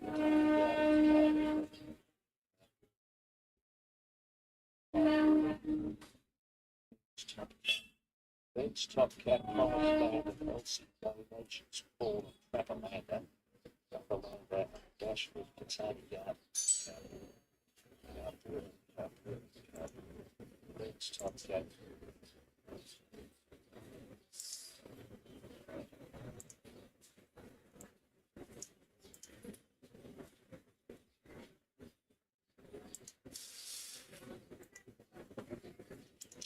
It's earlier today. Let's see if we can go.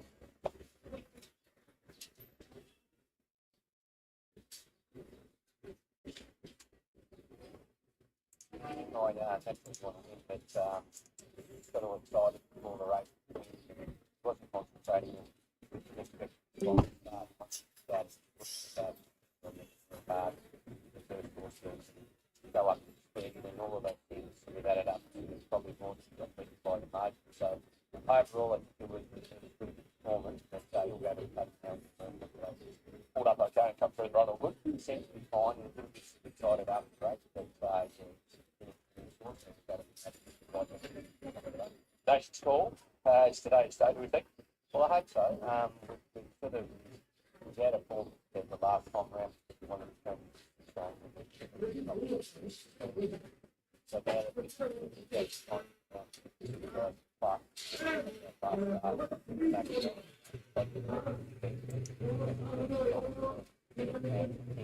Take benefit from that experience.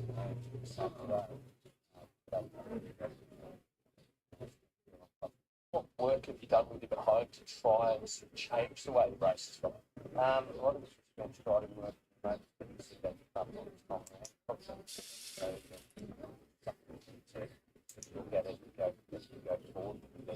lot of it has been riding in behind control.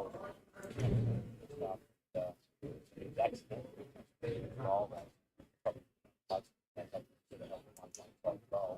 And now he's had some of those repetitive type of rides. Pace himself. When he's run over the corner. He has a tongue tie on for the first time as well. The subs very well first reach behind that too. Normally great in a 12 is a 7-year-old. It has the best jock. Nations call Britannia. Dashwood, and Cadbury. 12 is a 7-year-old. It has the best jock. It has the best jock, but it's a 7-year-old. We have some stuff going on with this, but if this works, then the 11 is out. Then this is the third, probably.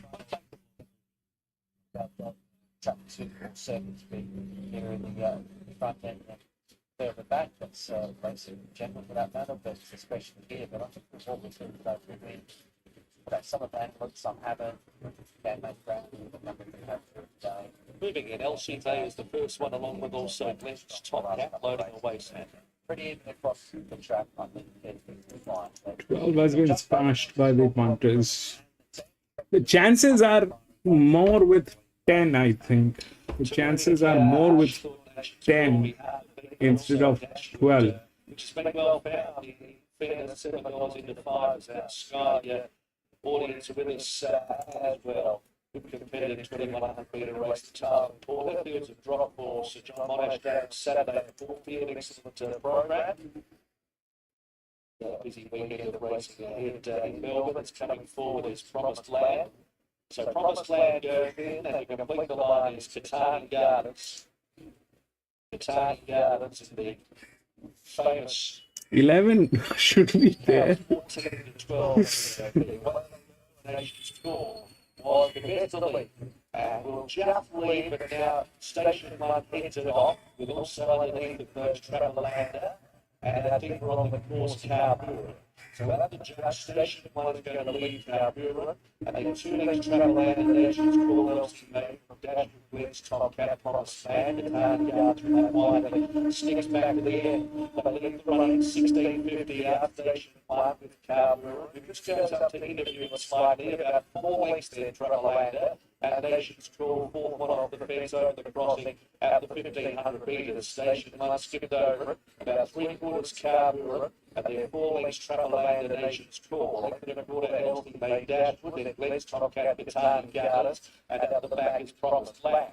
They continue their journey along the back of the Lakeside, 1200 to go. And Station 1 is cleared out, bowling along by 2 lengths Carburra. Took the trail behind the leader. Nations call is about 3 or 4 off the lead, third the outside. Then came Travelolander, 2 lengths to LCV, last up here at Sandownt of the 1,000. Followed by Dashwood, Glenn's top cat, Baton Gardens, and up the back is Promised Land. They're about to run downhill at the 900 metres and Station 1 to be fierce in front now. It's wishing the tail, wanted over and done it. And as a result, we've got about 4 lengths here on Carver and 2 lengths to Nation's Call. But she's started an alert. Travel Land next to the inside, making up to the ground too. They were followed by that with Elsie Mayfair's Top Cat, Katani Garden, and Promised Lands. They run the corner. After the 4:25, they get to station 1. They're queuing up. Travel Land as the first there with Carver. Here's Nation's Call, whipping up on the outside of the orange jacket. Elsie May behind those, followed by Nashville at the 250. Nation's Call went to the front from Travel Land, who's giving resistance. Elsie May back to the inside, and they're followed by Jasper and Katani Garden. Nation's Call over with the here, and Travel Land kicks it to the 100. Katani Garden the one. Katani Garden. Well, it's a joke, man.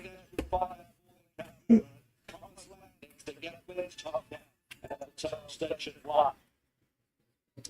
Katani is driving here with multiple winners on the program. 12 Buddy and 360. 13. That's a 13. 13. Anthony and Sam Freeman was just called up and had the last crack at them. 13, 11, 5. Number 11, Daniel Moore for the Archibald stable. It's not really a 6-spring horse Travel Land or a Nation's Call, who had to make that surging bid at the top of the stride. Just couldn't quite sustain it. Run well, but runs to a healthy male Dutch in the sprint to the line. Number 13, Katani Gardens. $12.90 and 360. Travel Land for $1.60, and Nation's Call in third mate. Elsie May, who was the last winner, darting back to the inside, competitive again. They've clocked 2:13, 14 to the 2100. 2:13, 14, and it's 13, 11, 5, 3. 13, 11, 5, 3. Guitar Gardens, the gelding by Camelot, formerly raced in 13, 11, 5, and 3. Brilliant.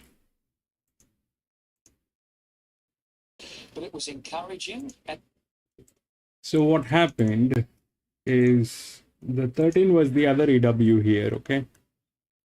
So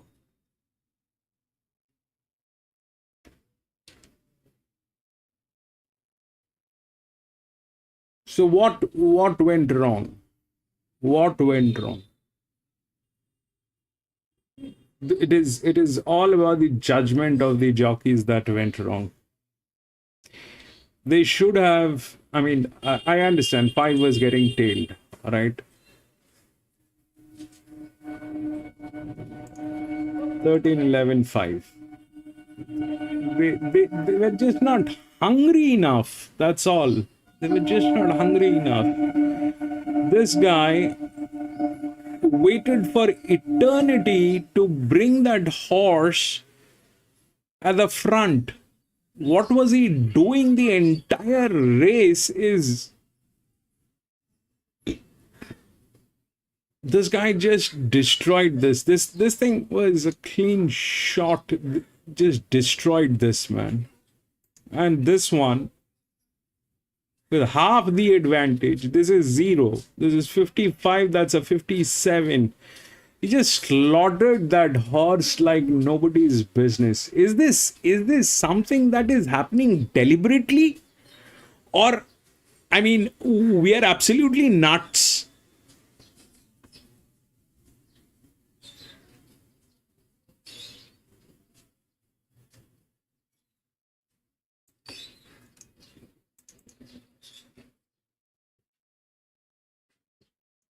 We'll go to the next.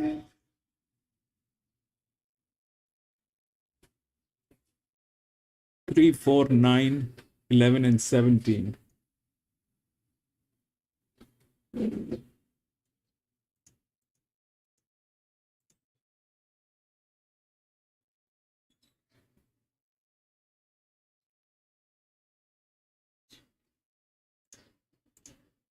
Fifteen, 1, 14, 16.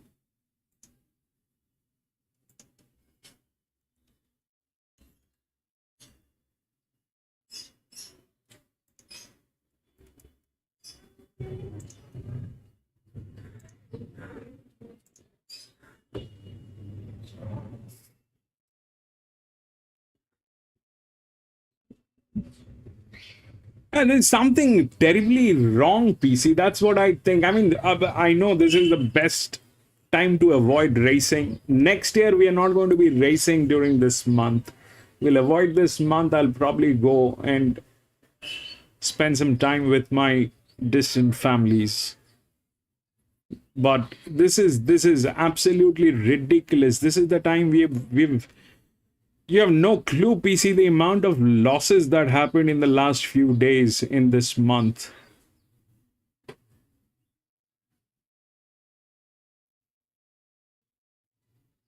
And this is not like this.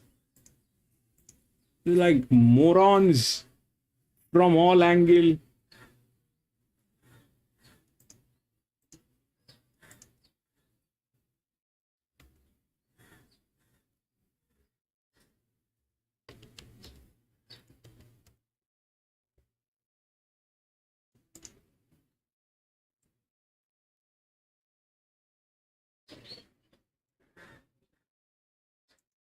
And the 15 is.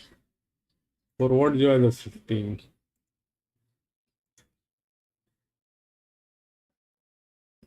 Yeah, he's taken a wise decision.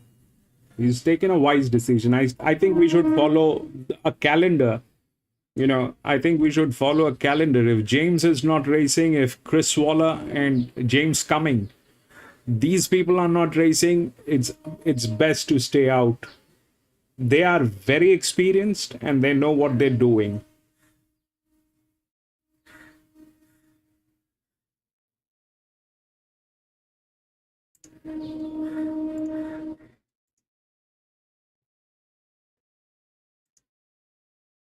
This is the worst month that I have seen. This is the worst so far.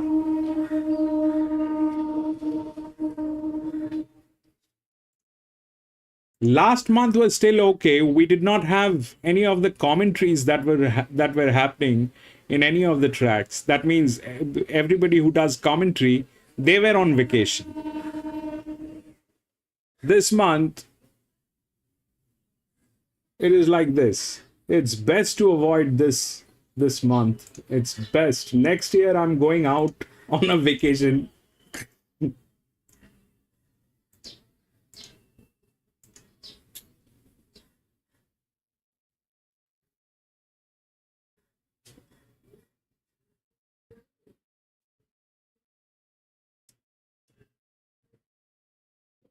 The horses have also been in vacation. If you look at the card, any card, they're bringing in horses from last 32 weeks, 40 weeks. I even saw a horse yesterday or day before, I don't remember, that was racing after some 70 weeks. Why is it even racing?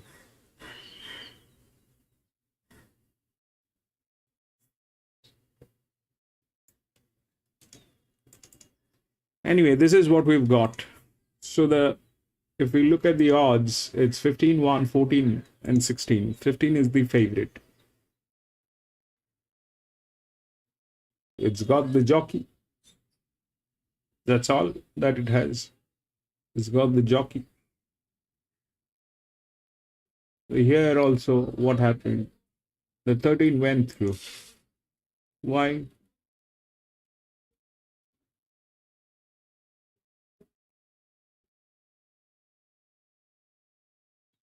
Because these were morons.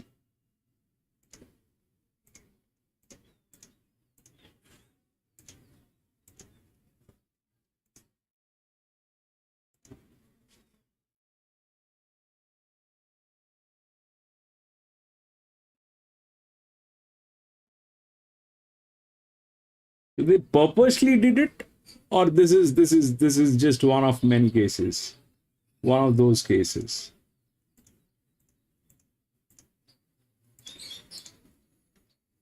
Here 15 is the best jock. That is the only advantage that is there. It's one of the BBs, which is here 23, 52, 52, 50.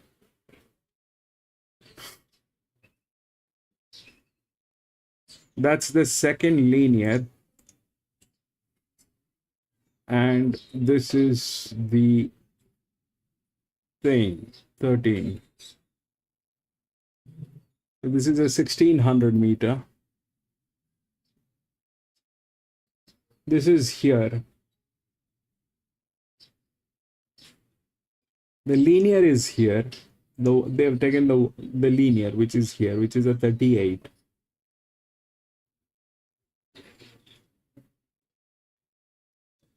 And now they have 15, which is here. This is the second linear, which is up here under pressure, 29. This is 11, 50, 46. It's a 5-year-old mare.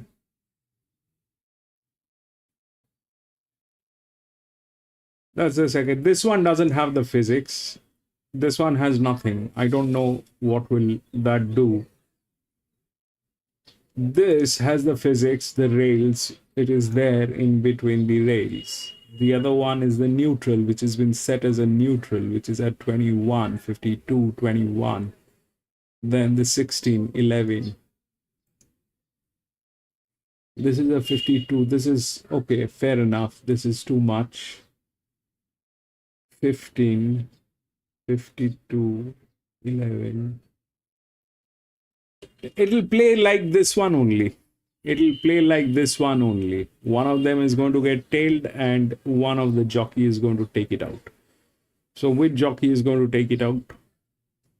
They're all here. So the 10 is in the game. The 10 is in the game. The 10 will get in. The 10 has the physics. The 16 they already have. The 16 has a jockey which is good. This is also good, and this is the best. So, for argument's sake, if we try and figure out, if we try and see what's happening, then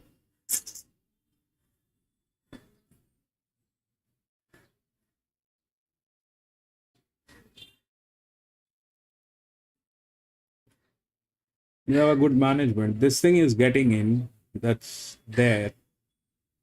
What else is possible is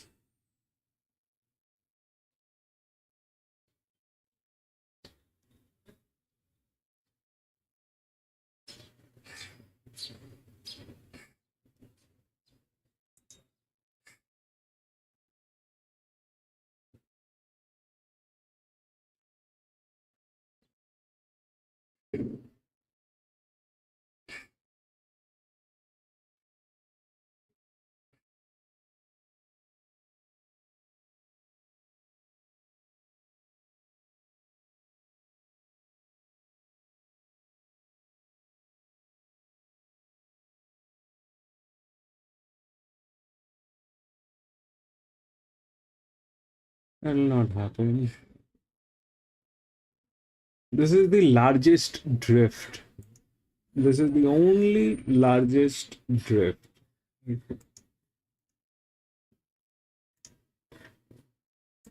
That is because of the scratchings.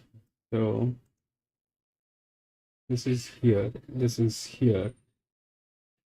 Yeah, I mean, I would have taken it for a place if this was racing somewhere else. This is something that I like. I would have taken it for a place, but I mean, this is a drift, larger drift. It is rightly placed. It is getting there, but it is this is a drift is not winning. A winning is either a linear or an advantage, which is an EW. So the EW is here, which is 16. And the second linear is here, which is also there with a 46, and this is a 52. So the 52 doesn't have pressure, and that seems to be not working. That seems to be not working. There's some problem, because this guy couldn't deliver that 3-man. I can't believe he died on this.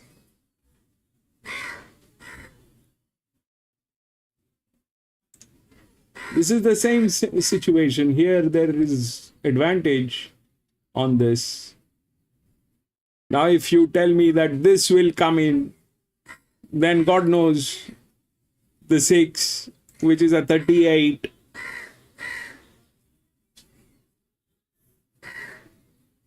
So 15 has the jockey. That's the largest drift. Generally, this is not what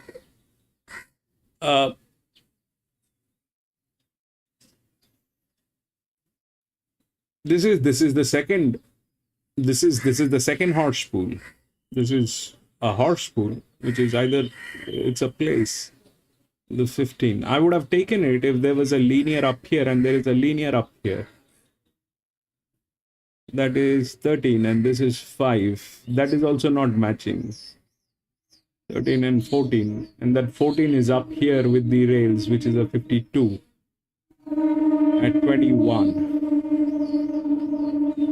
22, 11. So this thing has advantage 40, 14. But it has midsections. That's okay. So this is not the one. It is probably 10. I think this is a 4-year-old mare. Okay, fair enough. It has the best jockey. If the jockey wins, the jockey wins. But that's a drift. That generally, I mean, we've never raced it like this. And that's not the largest drift, actually. The largest drift is 7. If it actually gets onto racing, then the 7 is in a much better position to take it out. That's the largest drift. We need the drift. We need the largest drift, whether it is outer or inner. We need the largest. So the largest is 7. That is not this. And they're tailing.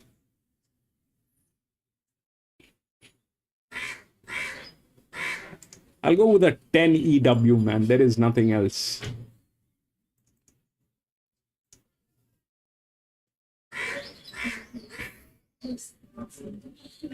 Everybody is on vacation, Lee.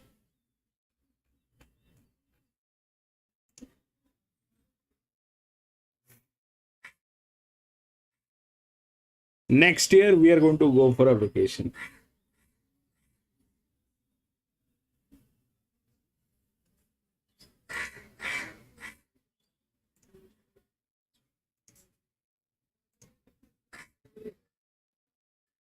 This time. No racing this time. The worst month. It actually started from April. May.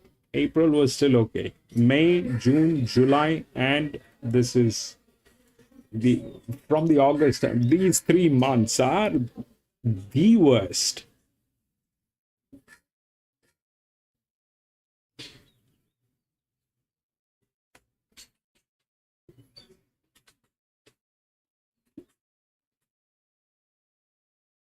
Easy 12 win Canterbury. Let's watch Canterbury for a while. Stages. So the tick is back to midweek grade today. She looks okay. I haven't seen her for a while.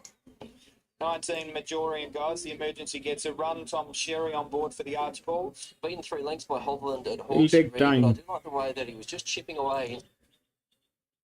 It'll take time. And I'm so scared. They're giving me copyright claims left, right, and center from everywhere. I don't know what they want. They want to kill me.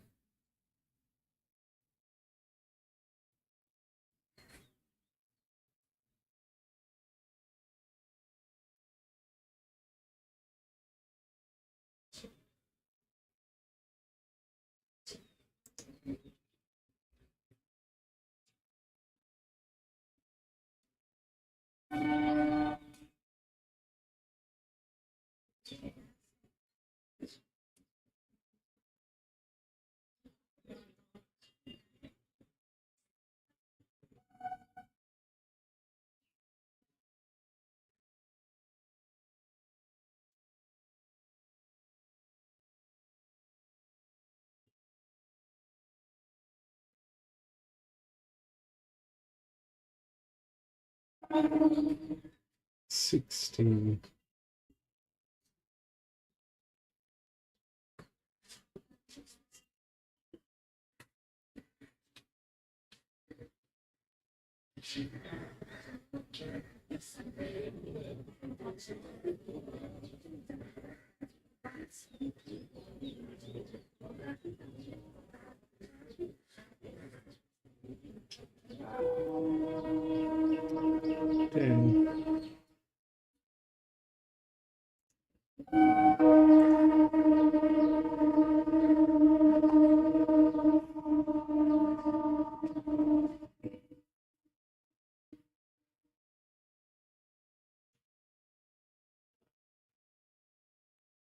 Horses are in the yard for our final race today. The Sportsbet Fast Form Handicapper benchmark 70. Scratchings are 3, 4, 9, 11 and 17. Neil Farley on number 6, Relative Bull. Our final race is due in 11 minutes. On behalf of the Melbourne Racing Club, we hope you found plenty of winners today. Remind you, we race here next Wednesday, but preceding that, we head to Caulfield on Saturday for Sir John Monash Stakes Day.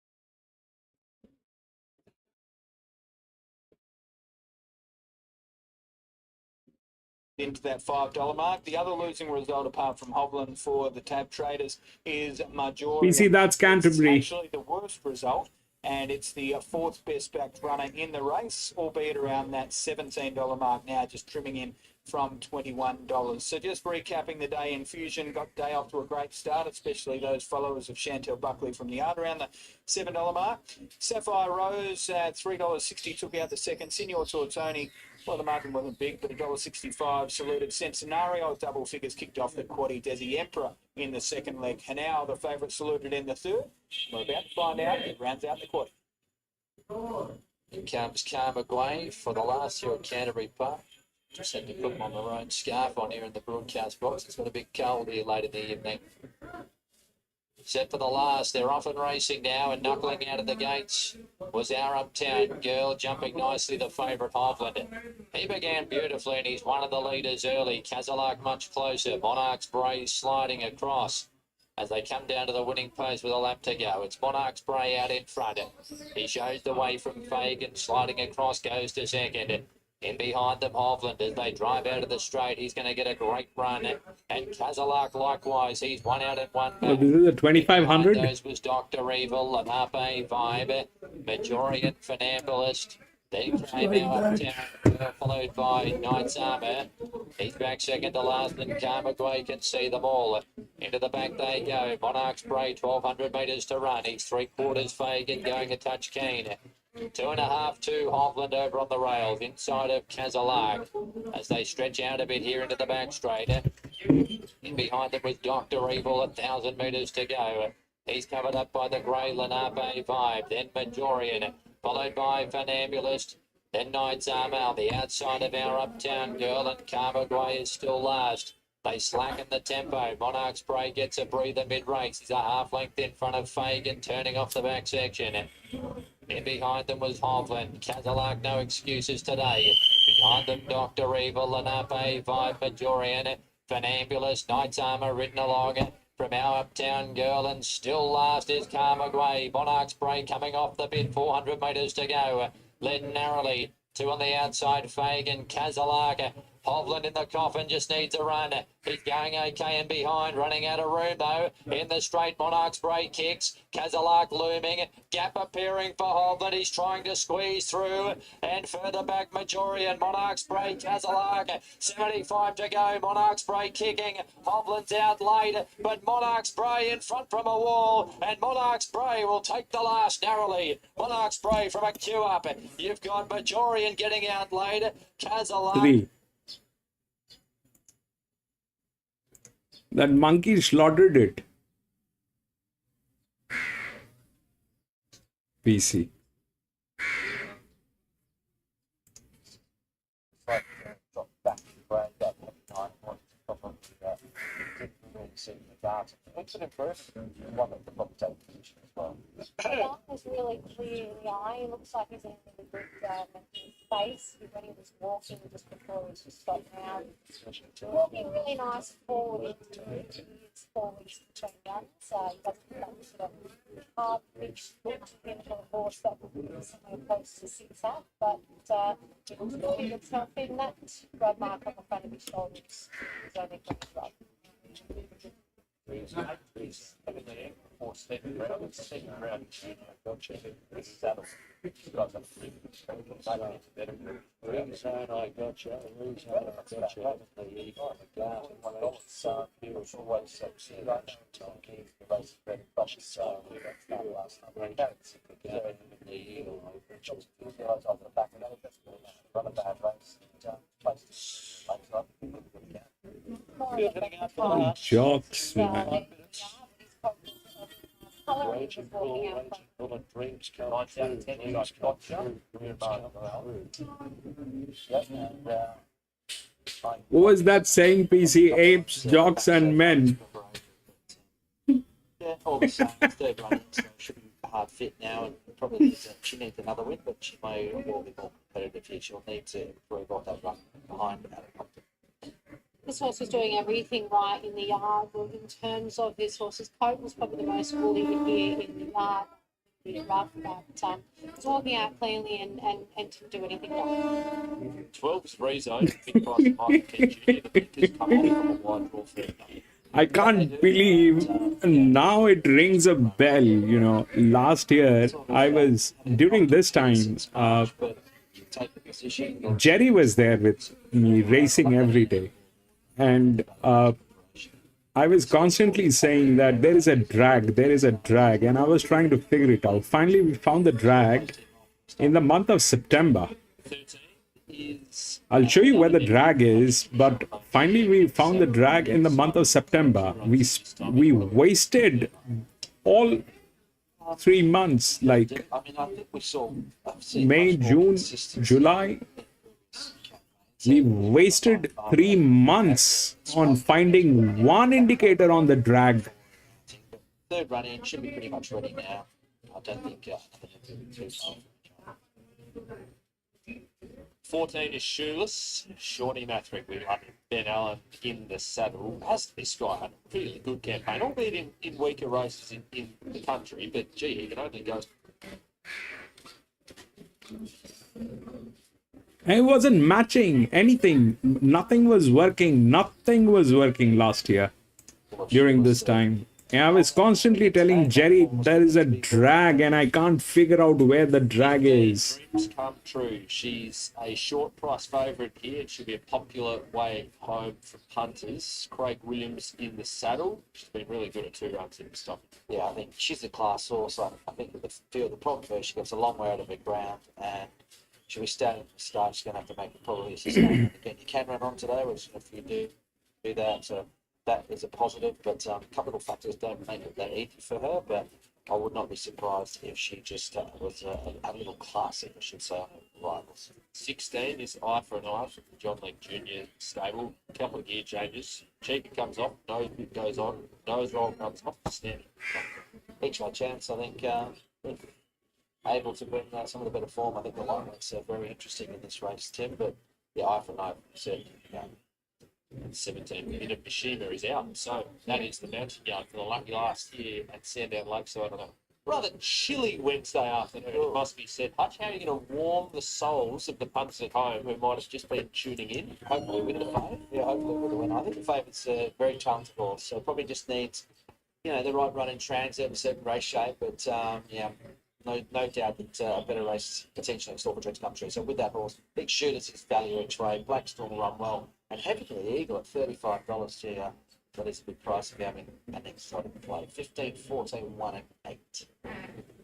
I'm with the one in Black Storm. This horse just presents as a horse that is coping really well internally and doing everything right in his racing. He's holding his condition well. He looks so healthy. He has a really calm, cool, collected demeanour. You can tell that he's just doing things easily. He's got a bad gait to contend with, but if we're going on looks alone, he should be the one. All right, so well, not too far away from 2 minutes out from the start in the last, so I can tell there's been a bit of support from a garden at longer odds into around that $7 mark. Favourites been On very one solid. win. That's the 2.5. linear. And outside One of that, is not the a lot of linear. This has been a little bit of an ease in the market, but that won't worry one man. I know that, Tim, and that's surely Matthew. No, he's a great character, and we love getting him on the screens of racing.com whenever we can. But Sean, thanks for your time. This guy's just been such a good, honest campaigner for you, hasn't he? And he deserves a crack in a race like this. How do you think the race shapes up for him? Yeah, good. Yeah, the horse this time has been faultless. So yeah, look, no luck last start. Got jammed in on the fence. He's also needs to build momentum. So I'm hoping he'll get that today. Mickey Jr. just told me he's also got another card. I'm a bit nervous now, but he can do that. How do you think the race shapes up for your guy, ideally? Oh, look, he'll get back. I mean, that's the way he races. You know, he seems to be fair his best for that. We'll just start building 500 or 600 out. When he gets to control, it's just going to depend how much speed's on up in front of him. But the horse as well, and I think he take this out of him. Everything goes right for him. Albeit the favourite looks a pretty smart horse. Are you confident that he could be right there? Yeah, well, I'm hoping next one. So yeah, fingers crossed. Have you had something on? Yeah, cool. That's what I was fishing for. Thanks, Shawnee. All right, let's head to Matty Hill. What a character he is, Sean Matrick, Matty. Yes, indeed, Shoeless, undeniable chance here in the last reads come true. It just depends on where it gets to in the run.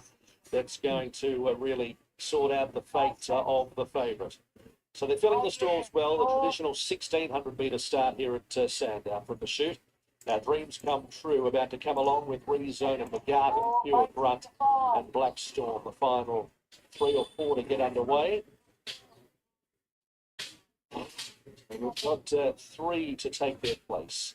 Solid tote favourites. Dreams Come True at 230, 740 for Black Storm. Now Black Storm just waiting its turn patiently, just milling around. They're just having trouble with one of these by the look of it. It is taking a little bit of time to get one of them forward. It's actually the favourite Dreams Come True, just completely go in. There's McGarvin. Pure Grunt is the next one forward. Pure Grunt going in. That's just about it over there. Instructions coming both directions. I think they're just about ready. Let's go. Just wanted to pull the gates. They stand pretty well. Gates crash and they're racing. Shoeless goes back to the end with Rezone. Black Storm out well with Eye for an Eye, and also Raging Bull isn't too far away. Another nephew driving through. Dreams Come True got to about 5th. Blushing Tycoon just preceding it. Midfield McGarvin, Heavenly Eagle. They were followed by Pure Grunt, I Got You Shoeless, and Rezone last. Black Storm is the leader, the second favourite, 1,200 metres to go. From Eye for an Eye out deeper, another net deep for the time being, and Blushing Tycoon fourth the rails. He's running. And then came Heavenly Eagle, and Dreams Come True would stop the speed about 5. 2 further back is McGarvin, Pure Grunt, I Gotcha. Second last Shoeless and last Rezone as they head towards the halfway marker of the 850. So it's Black Storm under its own steam by a length, Eye for an Eye, a length and a half, Blushing Tycoon, another nephew. They were followed by Raging Bull, 5th 3 wide and 5 off the front from Heavenly Eagle, Dreams Come True, and Williams about to stoke it up from McGarvin. Pure Grunt, I Gotcha, and then well back in the field, Shoeless and Rezone. So they come to the corner. It's Black Storm, the front runner from Eye for an Eye. They were followed by another nephew as they run by the 400 metres from Blushing Tycoon, coiled up behind those. They were followed by Raging Bull. Up along the inside, Heavenly Eagle. Dreams Come True is trying to thread the eye of the needle. Black Storm nursed along, 200 metres to go. From Eye for an Eye, and they were followed by Blushing Tycoon, Dreams Come True. Still Black Storm, 100 metres to go. Black Storm from Eye for an Eye. McGuff, Shoeless late. Black Storm is holding on. All the way. Black Storm. One. Shoeless on. Beautiful. Dreams Come True in a photo for 4 from I Got Your Raging Bull, Blushing Tycoon. Next Green Zone 2 have run another nephew, and in it for a while, but dropping out Heavenly Eagle at the back. Black Storm, beautifully rated by Jayla Kennedy from an outside draw. Boom, boom, PC. Very rarely runs a bad one after coming over from Singapore for Tim Fitzsimmons and Bendigo. And full honours to Black Storm, number 1, winning the last. Number 1, Black Storm first, defeats number 14, Shoeless, and number 16, Eye for an Eye. 1 over 14 and 16. With Dreams Come True, number 15, filling 4th money. 1, 14, 16, and 15. Beautiful, PC. So what happened is when we look through the pressure, that one is on the top. That's the linear, all right? That is the linear, which was here. Now, that happened. We did not have this side. This side was missing. Probably because of the loss of data. That's all. This side was missing. There's nothing on this side. So that probably had the physics and it went through. That's a 380. It's a good one. But that is it. That is it, ladies and gentlemen. We had 8 races today here at Sandownt. That was the last one. And I'm going to be racing back again on Saturday because there's nothing tomorrow. If we look at the tracks, there's nothing. Gosford, Ballard, Dubbo, Gayton. Friday, there's nothing. Saturday, we have some good races. Caulfield is there. Toomben, Randwick, everything is there on Saturday. We'll see which one is available to us, and then we'll play. Randwick should be there. It's either Randwick or Caulfield. So somebody has actually made a request to race Caulfield. It's a good place, but if we don't have the feed, then it'll be difficult. We'll see what we have. Either Randwick, Doombend, Caulfield, one of those. But that is it, ladies and gentlemen. And thank you so much for being there, PC. I can't thank you enough. But thank you so much for being there, my friend, PC. Lee, thank you so much for being there, my friend. Tuna, thank you so much for being there, my friend. Have a great day, gentlemen. I'll see you on Saturday. Till then, stay blessed.